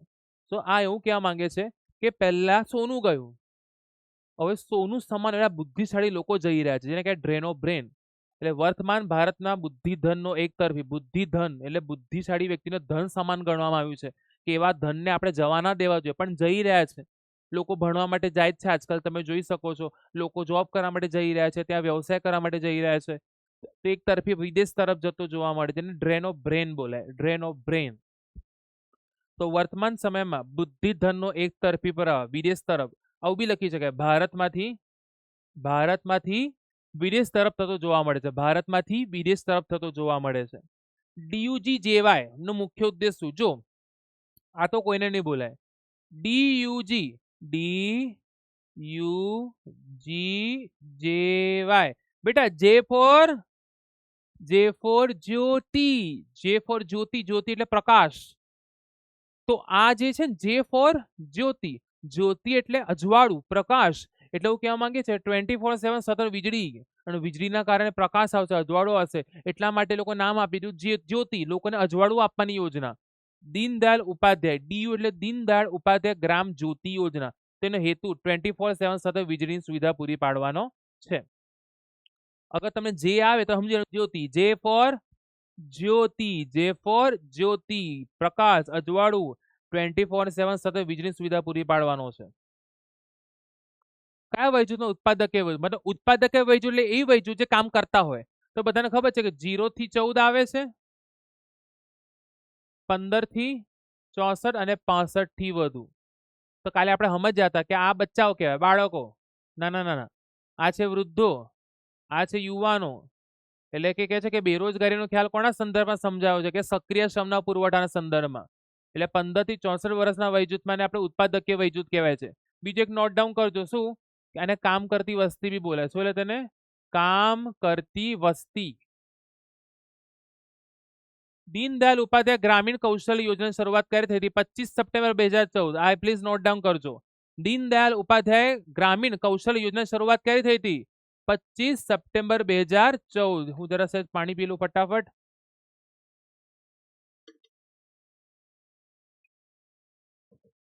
ઓકે, દીનદયાળ ઉપાધ્યાય ગ્રામીણ કૌશલ્ય યોજનાની શરૂઆત થઈ હતી 25 સપ્ટેમ્બર 2014. પ્રધાનમંત્રી કૃષિ સિંચાઈ યોજના. બેટા એક કામ કરજો, અગર તમને એવું ના થાય ને, એક મેં તરકીબ શીખવાડું છું. તમારી બુક બનાવી લો, અથવા ના બને તો શોર્ટમાં કશે બી બધી યોજના જો, યોજના નામ લખવાના, પછી લખવાની તારીખ, હેતુ, તારીખ હેતુ એટલે આપણે તારીખ યાદ રહે. અને જો શોર્ટ ફોર્મ હોય તેના બાજુમાં ફૂલ ફોર્મ બી લખી દે, કે પંડિત દયાળ ઉપાધ્યાય ગ્રામીણ જયંત યોજના, સમય જયંત યોજના, દીનદયાળ ઉપાધ્યાય ગ્રામીણ કૌશલ્ય યોજના, દીનદયાળ ઉપાધ્યાય ગ્રામીણ જ્યોતિ, દીનદયાળ ઉપાધ્યાય ગ્રામ જ્યોતિ યોજના. તો આ બધાના છે ને ફૂલ ફોર્મ, તારીખ અને એનો હેતુ બી લખી દો, એટલે ભૂલાય નહીં. સૂત્ર શું છે? હર ખેત કો પાણી. આ તો ના યાદ, આ તો ભૂલાય નહીં. મતલબ કે ભાઈ પ્રધાનમંત્રી કૃષિ સિંચાઈ યોજના, પ્રધાનમંત્રી કૃષિ સિંચાઈ યોજના કયું સૂત્ર આપવામાં આવ્યું? હર ખેત કો પાણી. ભારતમાં જોવા મળતી બેરોજગારી યાદ રાખજો, માળખાગત સ્વરૂપની હોય છે અને લાંબા ગાળાની હોય છે. સર માળખાગત સુવિધા એટલે શું? તો આપણા દેશમાં શિક્ષણ, આરોગ્ય, સારા રોડ, રસ્તા, વીજળી, પાણી, આ બધી વસ્તુનો અભાવ હોય છે. એટલે આપણા દેશમાં અગર ઉદ્યોગો આવે તો, જો કોઈ પણ ઉદ્યોગો સ્થાપવા માટે બેઝિક નીડ શું હોય ખબર છે? વીજળી અને પાણી. પહેલા તો વીજળી પાણી, પછી સારા રોડ રસ્તા બી છે, પણ વીજળી પાણી મેઇન છે. અને આપણા દેશમાં વીજળી, પાણી, રોડ રસ્તા, શિક્ષણ, આ બધી વસ્તુનો મોસ્ટલી અભાવ છે, કે જેના કારણે આપણા દેશમાં ઉદ્યોગો આગળ નહીં આવતા, અને ઉદ્યોગ સાહસિકો એટલે કે ઉદ્યોગ શરૂ કરનાર લોકો બી આગળ નહીં આવતા. જેના કારણે આપણા દેશમાં માળખાગત, કારણ કે આ બધી જે સુવિધાઓ છે કઈ રોડ રસ્તા, વીજળી, પાણી, શિક્ષણ, આ બધી માળખાકીય સુવિધાઓ છે, જેના કારણે ઉદ્યોગો સ્થાપાતા નથી, કારખાના સ્થાપાતા નથી, બેરોજગારી જોવા મળે છે. એટલે આપણા દેશમાં માળખાગત બેરોજગારી વધારે જોવા. મોસ્ટ ટાઈમ બી ભારતમાં જોવા મળતી બેરોજગારી કયા સ્વરૂપની હોય છે? માળખાગત. પીગોના મતે બેરોજગારીનો અર્થ આપો. કોઈ વ્યક્તિ માત્ર ત્યારે જ બેકાર કહેવાય જ્યારે તેને કામ કરવાની ઈચ્છા હોવા છતાં કામ ન મળે. સીધી સિમ્પલ, મારા જેવો જ છે એકદમ. સીધી સિમ્પલ વ્યાખ્યા આપી દીધી. કોઈ વ્યક્તિ માત્ર ત્યારે જ બેકાર કહેવાય જ્યારે કામ કરવું છે પણ કામ મળતું નથી. કામ કરવું છે પણ કામ નહીં મળતું. તો બેટા આ યાદ રાખજો, પીગુના મતે કોઈ વ્યક્તિ માત્ર ત્યારે જ બેકાર કહેવાય જ્યારે તેને કામ કરવાની ઈચ્છા હોવા છતાં કામ ન મળે. પ્રચ્છન્ન બેરોજગાર, કાલે મેં તમને કીધેલું, આ વ્યાખ્યા બહુ મોટી છે. કોઈ એક વ્યવસાયમાં પ્રવર્તમાન ટેકનોલોજીના સંદર્ભમાં જરૂરિયાત કરતા વધુ શ્રમિકો રોકાયેલા હોય છે. આવા વધારાના શ્રમિકોને દૂર કરવામાં આવે તો પણ ઉત્પાદનમાં કોઈ ફેરફાર થતો ન હોય. આવા શ્રમિકોને પ્રચ્છન્ન બેરોજગાર, અને તેમાંથી ઉદ્ભવતી બેરોજગારીને પ્રચ્છન્ન બેરોજગાર. આટલી મોટી ડેફિનેશન ના, હું તમને શોર્ટ કરી આપું છું જરા. ઉદાહરણ તરીકે આવું લખી શકાય, આવી રીતે લખવાનું, જો કોઈ એક વ્યવસાયમાં જરૂર કરતા વધારે શ્રમિકો રોકાયેલા છે અને તે શ્રમિકોને તે જગ્યા પરથી ખસેડવાથી ઉત્પાદનમાં કોઈ ફરક પડતો નથી, બરાબર, કોઈ ફરક પડતો નથી, કોઈ દૂર કરવામાં આવે તો કોઈ ફેરફાર થતો નથી, એની ઉત્પાદકતા શૂન્ય આવે છે તો તેને કહેવાય પ્રચ્છન્ન બેરોજગાર. બોલો ખબર પડી? હું પાછું એકવાર કહું છું. જ્યારે કોઈ એક વ્યવસાયમાં જરૂર કરતા વધુ શ્રમિકો રોકાયેલા હોય અને એ શ્રમિકોને ત્યાંથી ખસેડવામાં આવે તો ઉત્પાદનમાં કોઈ ફેરફાર થતો નથી તો તેને પ્રચ્છન્ન બેરોજગાર કહેવાય. બોલો ખબર પડી ગઈ? આ વ્યાખ્યા છે, સિમ્પલ છે. આ વ્યાખ્યા કોઈ તમારી ખોટી નહીં આપી શકે, કોઈ જ નહીં. તો આ લખી દેજો પાછું. અને એનું ઉદાહરણ મેં કાલે કીધેલું છે, કાલે ચર્ચા કરી છે પ્રીવિયસ વિડીયોમાં. પ્રચ્છન્ન બેરોજગારનો જે છે મિનિંગ છે એ સમજેલો છે. પાછું આપણે મેરેથોનમાં બી એકવાર જોઈ લઈશું. અગર કોઈ બી ડાઉટ હોય તો હમણાં બનાવવાનું ચાલુ કરી દેજો, બરાબર છે? એ ટાઈમે પછી શોધવાના બેસતા કે મને શું નથી આવડતું. You have to write your doubts, બરાબર? You have to write your all this things which is affect your good presentations, બરાબર છે? તમારી તૈયારીને અફેક્ટ કરતી હોય એવું. મૃત્યુદર શોધવાનું સૂત્ર, કાં તો મૃત્યુદરનો અર્થ યાદ રાખો બેટા, કાં તો પછી એનો સૂત્ર યાદ રાખો. તો મૃત્યુદરનો અર્થ જો, મૃત્યુદરનો અર્થ મેં અહીંયા નીચે જોઉં છું. વર્ષ દરમિયાન દર હજારની માનવ વસ્તી, મૃત્યુ પામતા વ્યક્તિની સંખ્યાને મૃત્યુદર કહે છે. આ વ્યાખ્યા મેં જ લખી છે. વર્ષ દરમિયાન દર હજારની માનવ વસ્તી, વ્યક્તિ લખો ને બેટા. અને જન્મદરની આ વ્યાખ્યાથી વિરુદ્ધ છે. વર્ષ દરમિયાન દર હજારની માનવ વસ્તીએ દર વર્ષ દરમિયાન દર હજારની માનવ વસ્તીએ જન્મ પામતા બાળકોની સંખ્યા, બાળકો લખવાનું. જયારે જન્મે ત્યારે બાળકો છે ને બેટા, હા બરાબર, બાળક લખજો પાછા. જન્મ પામતા વ્યક્તિની સંખ્યા તકલીફ પડી નાખશે તમે તો. વર્ષ દરમિયાન દર હજારની માનવ વસ્તીએ મૃત્યુ પામતા વ્યક્તિની સંખ્યાને શું કહેવાય છે? મૃત્યુદર. અને આ સૂત્ર છે, વર્ષ દરમિયાન મૃત્યુ પામતા માણસોની સંખ્યા અપન કુલ વસ્તી ઇન્ટુ 1000, કારણ કે દર હજારની માનવ વસ્તી છે ને.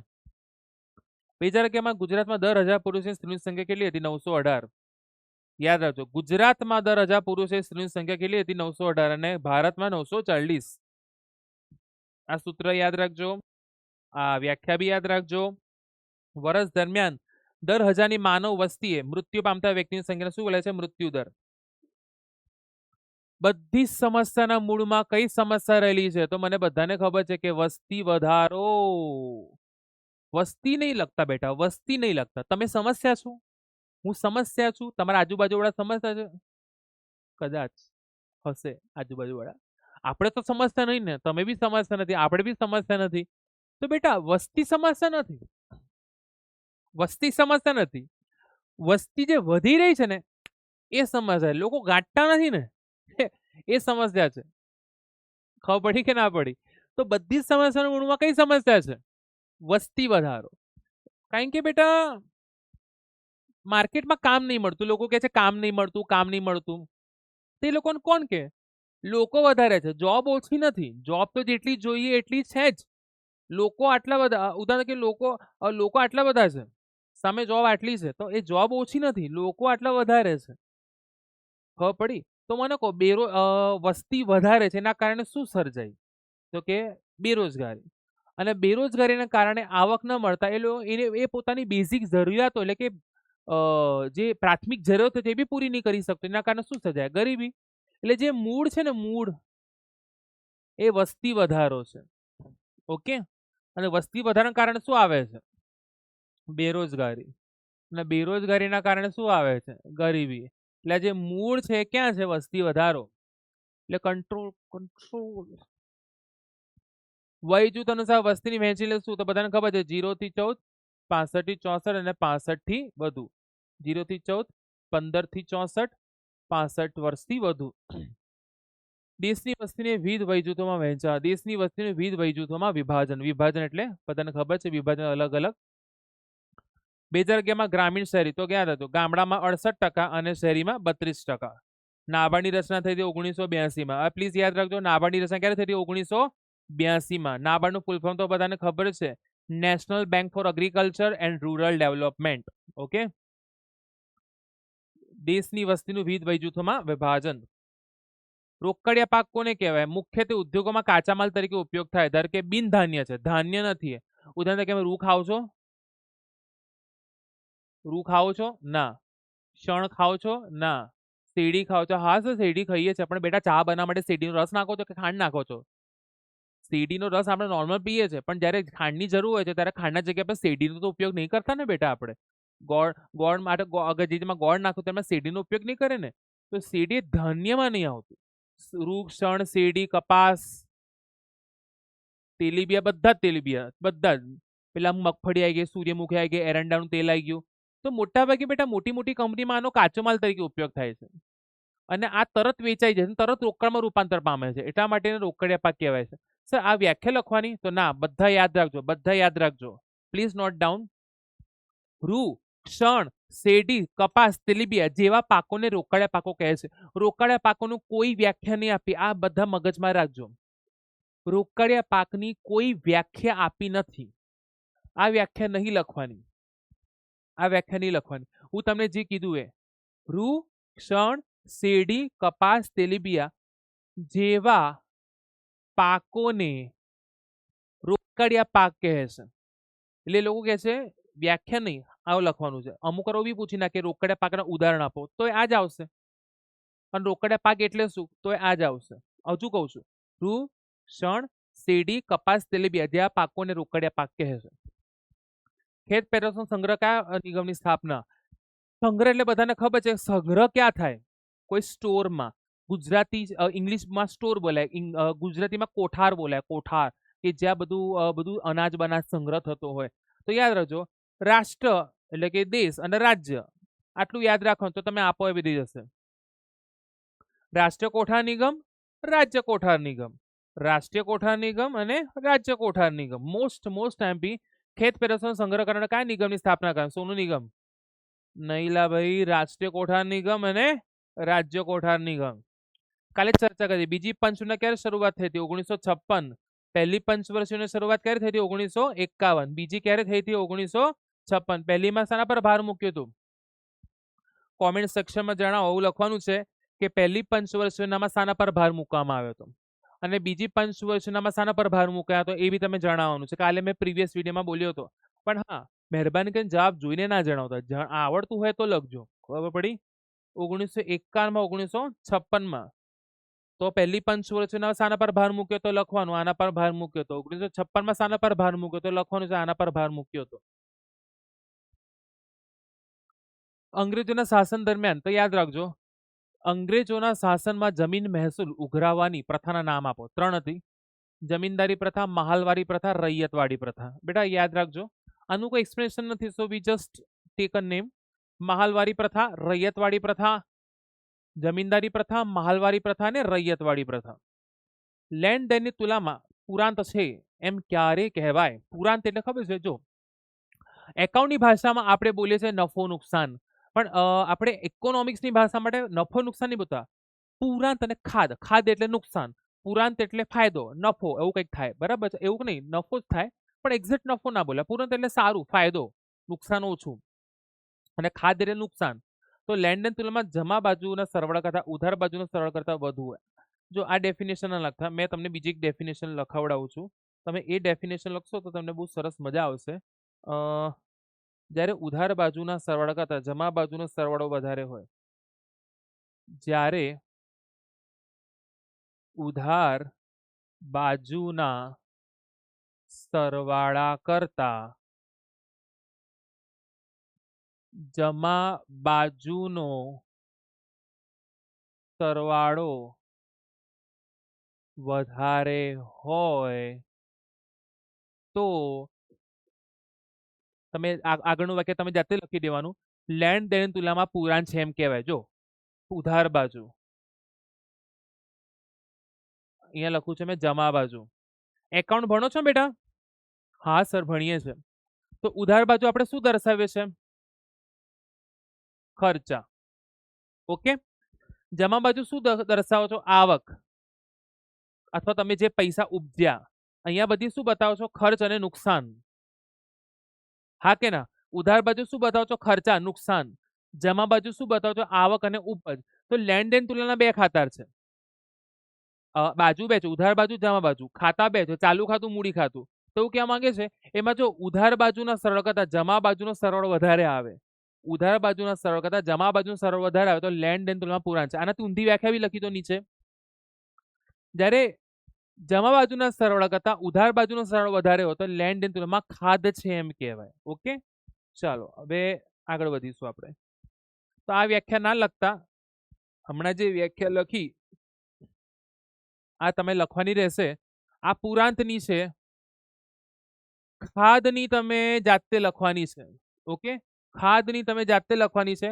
ખાદની જે વ્યાખ્યા છે કોમેન્ટમાં લખો હમણાં ફટાફટ જલ્દી કે સર જો અમે લખી બતાવી. કોમેન્ટમાં લખો જેથી આપણને યાદ રહે કે હા મને બી ખબર પડે તમે લખી છે. જ્યારે જમા બાજુના સરવાળા કરતા ઉધાર બાજુનો સરવાળો વધારે હોય તો લેણ દેણ તુલનામાં ખાદ છે એમ કહેવાય. ઓકે, ઉત્પાદન કયું સાધન વિદેશોમાં સૌથી વધારે ગતિશીલ છે? નિયોજન શક્તિ.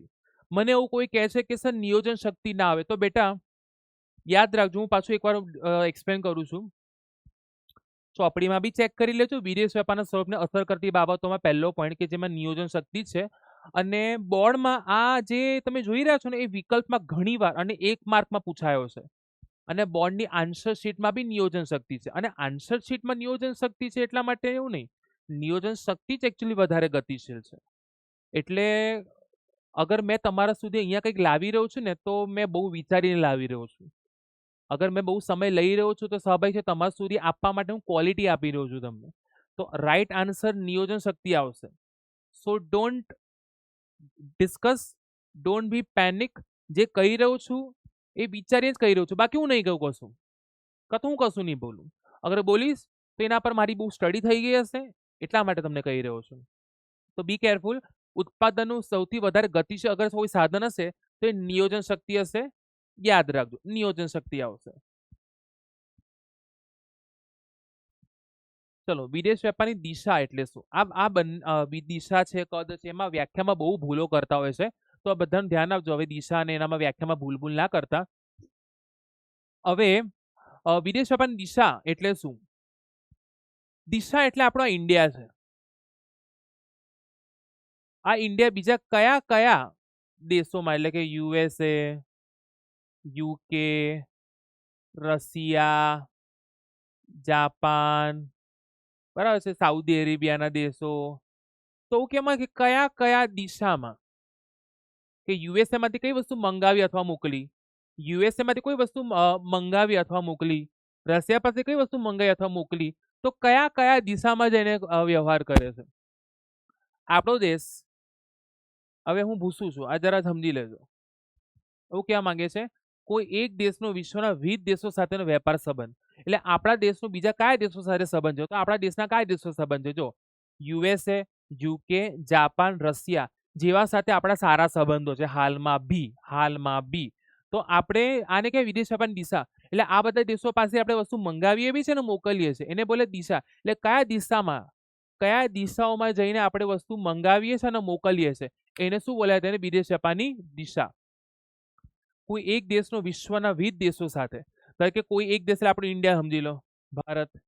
કયા કયા દેશો સાથે આપણો સંબંધ છે? યુએસએ, યુકે, જાપાન, રશિયા, બરાબર છે. આ બધા દેશો સાથે આપણો સંબંધ છે. કયો સંબંધ છે? વેપાર સંબંધ. મોકલીએ બી છે મંગાવીએ બી છે.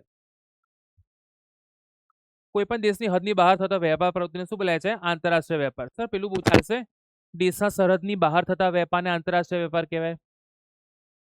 ઉડશે. વિકાસલક્ષી આયાતો એટલે શું? દેશમાં વિકાસની પ્રક્રિયા વધારવા માટે ઓછા વિકસિત દેશો અને વિકાસશીલ દેશો દ્વારા થતી આયાતો. આ જરા યાદ રાખજો. વિકાસલક્ષી આયાતો કોને કહેવાય? દેશની વિકાસની પ્રક્રિયા વધારવા માટે ઓછા વિકસિત દેશો એટલે આપણો વિકાસશીલ દેશો લખી દો અહીંયા. વિકાસશીલ દેશો દ્વારા થતી આવક. ઓકે, તો મેં એક વસ્તુ કરું છું તમારા માટે, આ હાઈડ કરી દઉં છું. એક મિનિટ.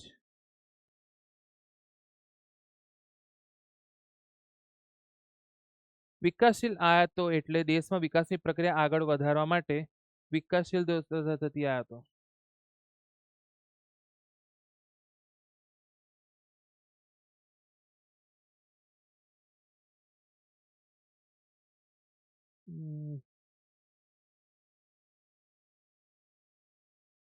આ મેં અહીંયા આપણે રફ કરી નાખ્યું છે એટલે આપણે શું કરશું?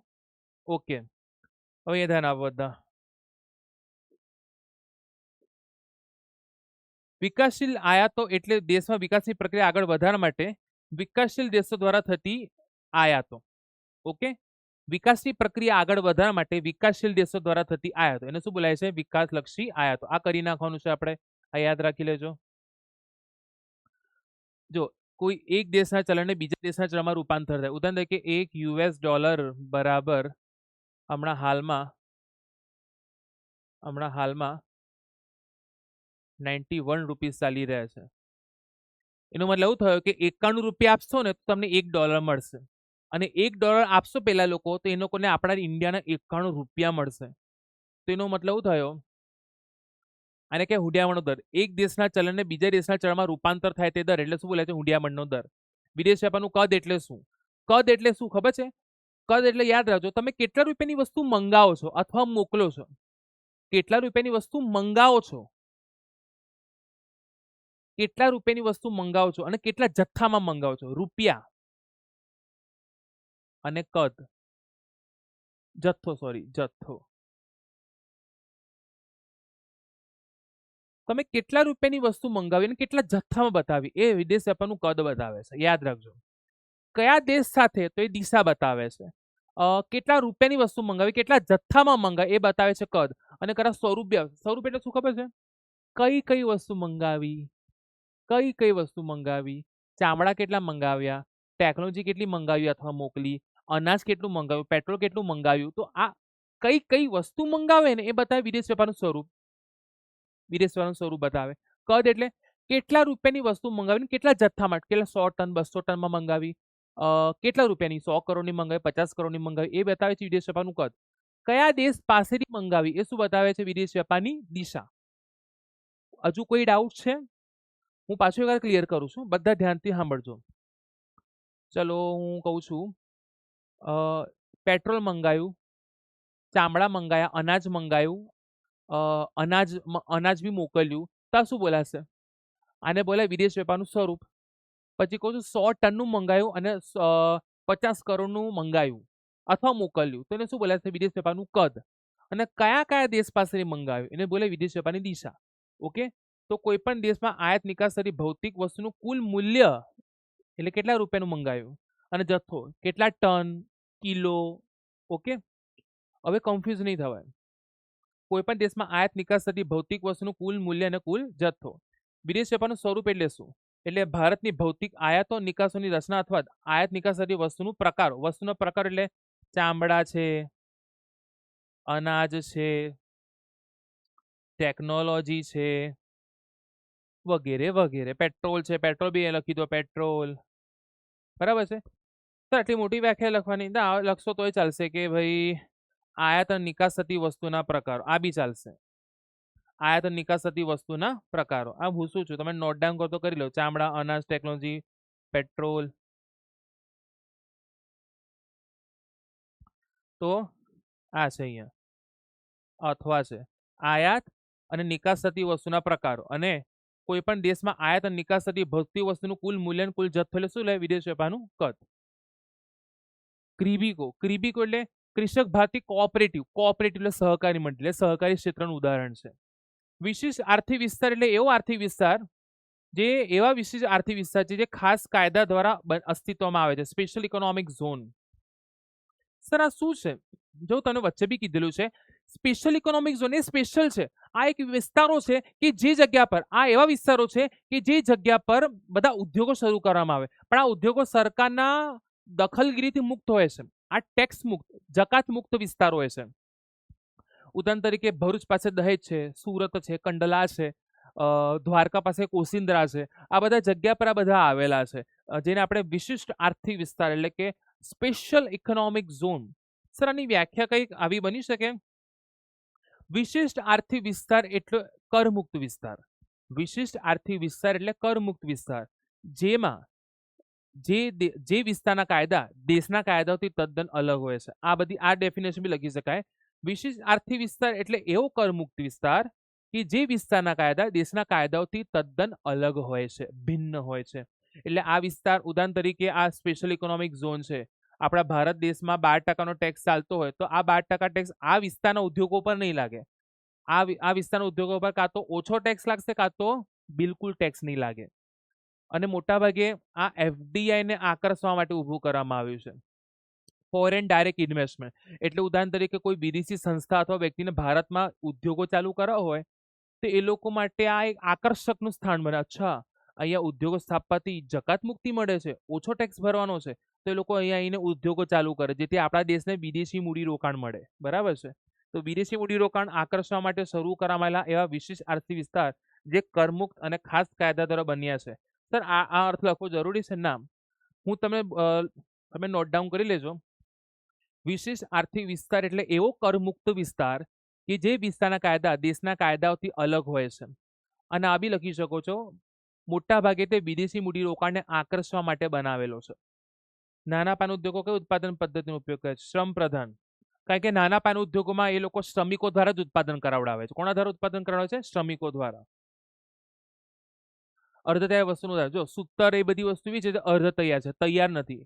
સૂતરમાંથી શું બનશે? તો સૂતરમાંથી કાપડ બનશે, લોખંડના પતરાથી યંત્ર બનશે, મશીન બની શકે છે, પ્લાન્ટ બની શકે છે. તો આ બધા અર્ધ તૈયાર વસ્તુનું ઉદાહરણ છે. ગૃહ ઉદ્યોગ કુટુંબના સભ્યો દ્વારા થાય, સાદા સાધનો વડે, યંત્રો અને વીજળીનો ઉપયોગ વગર નહિવત મૂડીરોકાણ વડે ચાલતા ઉદ્યોગોને શું બોલાય છે? ગૃહ ઉદ્યોગ. આ વ્યાખ્યા બી ચાલશે. ખાખરા, પાપડ, અથાણા, બરાબર છે. ટચુકડા ઉદ્યોગ કાલે જ જોયું હતું. ટચુકડા ગૃહ ઉદ્યોગ નહિવત મૂડીરોકાણ. પછી ટચુકડા ઉદ્યોગ 25 લાખ સુધી. પછી નાના પાન ઉદ્યોગ 25 લાખથી વધુ ને 5 કરોડ સુધી. મધ્યમમાં 5 કરોડથી વધુ 10 કરોડ સુધી અને મોટા પાયામાં 10 કરોડથી વધુ. તો 25 લાખ સુધીનું મૂડીરોકાણ અને શ્રમ પ્રધાન ઉત્પાદન પદ્ધતિ ધરાવતા. સર આટલી મોટી વ્યાખ્યા લખવી જરૂરી છે? ના, તમે એવું લખી શકો છો, જે ઉદ્યોગોમાં 25 લાખ સુધીનું મૂડીરોકાણ કરવામાં આવે તેને ટચુકડા ઉદ્યોગો કહેવાય છે. બોલો, ખબર પડી ગઈ? ચલો, અર્ધ તૈયાર વસ્તુનું ઉદાહરણ યાદ રહેશે ને? લોખંડના પતરા અને સૂતર. આની વ્યાખ્યા થોડી મોટી બી છે, જે મને યાદ છે. કુટુંબના સભ્યો દ્વારા સાદા ઓજારો વડે, યંત્રો અને વીજળીનો ઉપયોગ વગર નહિવત મૂડીરોકાણ વડે ચાલતા ઉદ્યોગોને શું બોલાય છે? ગૃહ ઉદ્યોગ. જો આ વ્યાખ્યા થોડી મોટી છે, આની જગ્યા પર મેં તમને કહું છું, સંસદ અને વિધાનસભાના ખાસ કાયદા દ્વારા અસ્તિત્વમાં આવ્યા હોય. સંસદ લખી દેજો. સંસદ અને વિધાનસભાના ખાસ કાયદા દ્વારા અસ્તિત્વમાં આવેલા હોય. ભારતમાં કેટલા વિશેષ આર્થિક વિસ્તાર આવે છે? 8.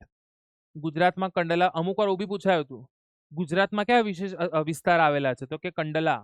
યાદ રાખજો, કંડલા અને સુરત.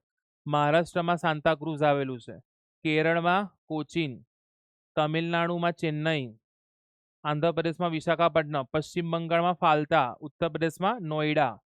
અહીંયા યાદ રાખજો, નોઈડામાં બી આવેલું છે. ક્યાં ક્યાં? ગુજરાતમાં કંડલા અને સુરત, મહારાષ્ટ્રમાં સાંતાક્રુઝ, કેરળમાં કોચીન, તમિલનાડુમાં ચેન્નઈ, આંધ્રપ્રદેશમાં વિશાખાપટ્ટનમ, પશ્ચિમ બંગાળમાં ફાલ્તા, ઉત્તર પ્રદેશમાં નોઈડા.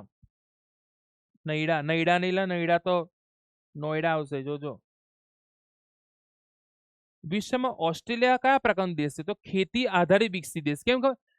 મોટા ભાગે ખેતી ક્ષેત્રને મહત્વ આપે ને વિકાસશીલ દેશ હોય તો એ તો સામાન્ય છે. ધારો કે આપણો દેશ ખેતી ક્ષેત્રને મહત્વ આપે છે, વિકાસશીલ છે, પણ ખેતીને મહત્વ આપે ને વિકસિત દેશ છે, તો એવા દેશો તો બહુ ઓછા જોવા મળે છે. જેમાંનો એક છે ભાઈ ન્યુઝીલેન્ડ બી છે અને એક તો છે ઓસ્ટ્રેલિયા. તો ખેતીને મહત્વ આપે છે, વિકસિત છે, તો એવા દેશો બહુ ઓછા જોવા મળે. પણ હા, ઉદ્યોગ આધારિત વિકસિત દેશો બહુ બધા જોવા મળે. કારણ કે જે લોકો ઉદ્યોગને મહત્વ આપે અને વિકસિત હોય તે સામાન્ય છે કે વિકસિત હોવાના છે. પણ આપણા દેશમાં ખેતી ક્ષેત્રનું મહત્વ વધારે છે, જેના કારણે આપણે વિકાસશીલ દેશોમાં આવીએ છીએ. તો ખેતી ક્ષેત્ર આધારિત વિકસિત દેશો. ઓકે, હવે આમાં કોઈ ડાઉટ નથી ને? હા, આની વ્યાખ્યા પાછું બોલું છું. સંસદ અને વિધાનસભાના ખાસ કાયદા દ્વારા અસ્તિત્વમાં આવતા એકમોને જાહેર નિગમ કહે છે. વ્યાખ્યા ચાલશે ને, ઉડશે જ, બરાબર છે. ઉદાહરણ તરીકે ભારતીય જીવન વીમા નિગમ LIC, પછી reserve bank of India RBI, બરાબર છે. GNFC બી ચાલશે. LIC તો આપેલું છે, એર ઇન્ડિયા બી લખી દેજો. ઓકે, માનવ મૂડી રોકાણ એટલે શું? તો આપણા દેશની સરકાર શું કરે છે? આપણા દેશની સરકાર શું કરે છે કે આપણા દેશના શ્રમિકો સારી એવું ઉત્પાદન કરે, એના માટે સરકાર આપણા દેશના શ્રમિકોને માટે તાલીમની વ્યવસ્થા કરે છે, જેથી એ લોકોનો શારીરિક અને માનસિક શક્તિનો વિકાસ થાય. આમ કેળવણી, શિક્ષણ, તાલીમ, સંશોધન વગેરે સેવા માટે જેમ કરેલ મૂડીરોકાણ કેમ કહે છે? રોકાણ કેમ કહે છે? કારણ કે એમને ખબર છે કે આ જ શ્રમિકોને જે હું તાલીમ આપી રહ્યો છું, આ શ્રમિકોને જેને હું શિક્ષિત કરી રહ્યો છું, જેના પાછળ હું પૈસા ખર્ચી રહ્યો છું, એ શ્રમિકો મારા દેશના આગળ લઈ જશે. એટલા માટે માનવ મૂડી રોકાણ બોલાય છે. ખબર પડી ગઈ? એ લોકોના શારીરિક અને માનસિક શક્તિનો વિકાસ માટે જે મૂડી રોકાણ કરવામાં આવે છે તે. આટલું લખશો ચાલશે. માનવ મૂડી રોકાણ એટલે માનવીમાં રહેલી શારીરિક અને માનસિક શક્તિનો વિકાસ માટે જે મૂડી રોકાણ કરવામાં આવે. અહીંયા ધ્યાન આપજો. આટલી મોટી ડેફિનેશન ના લખતા, આટલી લખજો. ઓકે, માનવ મૂડીરોકાણ માનવીમાં રહેલી સારી અગર આજે હું 50 કે લાખ રૂપિયા તમારા પાછળ ખર્ચું છું, તમને તાલીમ આપવા પાછળ, તમને તમને શિક્ષિત કરવા પાછળ, તો હેતુ એક જ છે કે તમે શિક્ષિત થઈને, તમે હોશિયાર થઈને સારું ઉત્પાદન કરશો, સારી વસ્તુ ગુણવત્તાની બનાવશો, જેથી દેશ આગળ વધશે. એટલે સરકાર જે ખર્ચો કરી રહી છે શ્રમિકો પાછળ, એ માનવ મૂડીરોકાણ છે. એટલે આજે ખર્ચો છે, પણ એ શ્રમિકો આગળ જઈને સારું કામ કરશે, દેશને આગળ લઈ જશે, એટલા માટે માનવ મૂડીરોકાણ કહેવાય. WHO મતે આરોગ્યનો અર્થ ફક્ત રોગની ગેરહાજરી કે શારીરિક શક્તિને સારું આરોગ્ય કે સ્વાસ્થ્ય કહી શકાય નહીં, પરંતુ માણસને સંપૂર્ણ ભૌતિક, માનસિક અને સામાજિક કલ્યાણ. જો બેટા, સામાજિક રીતે બી સુખી હોવો જોઈએ. ભલે બંગલામાં બેસેલો માણસ બી દુઃખી હોય છે, તો એ સુખી નથી. એવું કહેવા માંગે છે કે આર્થિક રીતે ફક્ત એવું નહીં, શારીરિક રીતે નહીં, ભૌતિક રીતે પણ, કે ભૌતિક સુખ સુવિધાઓ છે, માનસિક રીતે બી સ્વસ્થ છે, કોઈ ચિંતા નથી, અને સામાજિક પરિવારો તરફથી પ્રેમ, લાગણી બધું મળે છે. બરાબર. અને કે બધી રીતે આરોગ્ય બકા પેલું કે શરીર રીતે તમે 6 પેક એપ વાળો છો પણ ડિપ્રેશનમાં રહો છો, લોકો તમને ઉપેક્ષા કરે છે, તો ધીસ ઇઝ નોટ સુખ, ધીસ ઇઝ નોટ બેસ્ટ આરોગ્ય. આ બધી વસ્તુ તમારા હેલ્થને અફેક્ટ કરે છે. પેલું કહેવાય છે ને, ખુશ રહો. કારણ કે તમે જેટલું sound mind in sound body, જેટલું ખુશ રહેશો ને બેટા, એટલું તમે સારું રહેશો. પણ તમે ચિંતામાં રહેશો, ડિપ્રેશનમાં રહેશો, બિલકુલ જરૂર નથી. अब ધારો કે એક્ઝામ આવે છે ઇકોનોમિક્સ, બિલકુલ ચિંતા કરવાની જરૂર નથી. જબ હે ભાર્ગવ સર, બિલકુલ ડોન્ટ ચિંતા. કોલસા દ્વારા મેળવાતી બીજી કયા નામ ઓળખાય છે? Thermal power. કાલે જ વાત કરેલી, તો આ પૂછાય છે. કોલસા દ્વારા મેળવાતી બીજી કયા નામ ઓળખાય છે? Thermal power. ગુજરાતમાં સરદાર સરોવર યોજનાના કારણે થયેલું સ્થળાંતર. જો ગુજરાત સરોવર ડેમ એ આપણા ગુજરાતનું વિકાસનું એક પગલું છે, એક બહુ મહત્વનું છે, જેના કારણે જે સ્થળાંતર થયું એને કહેવાય વિકાસલક્ષી સ્થળાંતર. વિકાસલક્ષી, વિકાસને માટે. તો યાદ રાખજો. ભારતમાં રેલવેની શરૂઆત ક્યારે થઈ હતી? 1853. ક્યાં? તો યાદ રાખજો, મુંબઈ અને થાણા વચ્ચે થઈ હતી. આ તો બધાને આવડશે જ, આ તો કોઈ ભૂલે નહીં. જો ગ્રામ્ય વિસ્તારમાંથી શહેરી વિસ્તારમાં તરફ વસ્તીના સ્થળાંતરને શું બોલાય છે? શહેરીકરણ. ગામડામાંથી શહેરમાં જાય શું બોલાય છે? શહેરીકરણ. વિકાસની સ્થળાંતર હમણાં જ જોયું, તા લખી શકાય સરદાર સરોવર યોજનાને કારણે થયેલું સ્થળાંતર, અથવા પર્યાવરણીય પ્રશ્નમાંથી આર્થિક વિકાસની પ્રક્રિયાને પર્યાવરણીય પ્રશ્નમાંથી આર્થિક વિકાસની પ્રક્રિયાને કારણે થતા સ્થળાંતરને શું બોલાય છે? વિકાસની સ્થળાંતર. રેપો રેટની વ્યાખ્યા. જ્યારે વેપારી બેંકો આરબીઆઈ પાસેથી ટૂંકા ગાળાનું ધિરાણ જે વ્યાજના દરે લે છે તેને શું બોલાય છે? Repo rate. હમણાં જ જોયું આપણે. વેપારી બેંકો આરબીઆઈ પાસેથી ટૂંકા ગાળાનું ધિરાણ. રિવર્સ રેપો રેટ, જ્યારે આરબીઆઈ વેપારી બેંકો પાસેથી ટૂંકા ગાળાનું ધિરાણ જે વ્યાજના દરે લે છે તેને શું બોલાય છે? Reverse repo rate. Okay, I hope so કે બધાએ નોટ ડાઉન કર્યો હશે. અને પોઈન્ટ આપણે વિડીયોમાં વચ્ચે વચ્ચે મેં જે કીધેલું છે એ તમે પ્લીઝ મને કોમેન્ટમાં જણાવજો, જેથી મને ખબર પડે કે હા યાર તમે મારા સાથે જોડાયેલા છો. ઓકે, નેક્સ્ટ લેક્ચરમાં આપણે આગળ વધીશું. અને એ ખાસ જણાવજો કે આજે જે મહેનત કરી છે એક કારણ કે 80 હતા, મોસ્ટ આઈએમપી હતા. મારી 100% ખાતરી છે કે આનામાંથી આવવાના જ છે, સમજી લેજો, આવવાના જ છે. બીજું ખાસું બધું બી કહીશ. વેપાર તુલા છે, જેની મેરેથોનમાં લઈશું આપણે. આવવાના જ છે, યાદ રાખી લેજો. બહુ મહેનતથી કાઢેલા છે અને એક સમજાયા છે. અડધો કલાકમાં નહીં, 10 મિનિટમાં પતી જાય એવા હતા. છતાં બી આપણે ખાસા ખેંચેલા છે. દરેક વસ્તુ સમજાવી છે, જસ્ટિફાય કર્યું છે, મહેનત લાગી છે. તમને કેવું ખબર પડી કે ના પડી? સર બહુ જોરદાર મજા આવી ગઈ, સમજમાં આવી ગયું છે, બધું આમ મગજમાં ઉતરી ગયું એ જરા કહેજો, તો મને બી લાગે કે હા યાર મજા આવી રહી છે તમને. ઓકે, પછી નેક્સ્ટ લેક્ચરમાં આપણે મળીશું. નેક્સ્ટ લેક્ચર સી અને ડી બી જોવાના છે આપણે. તો પીડબ્લ્યુ ગુજરાતી કોમર્સમાં તમને કેવું લાગે છે જણાવજો. પછી મળીશું આપણે. Bye bye.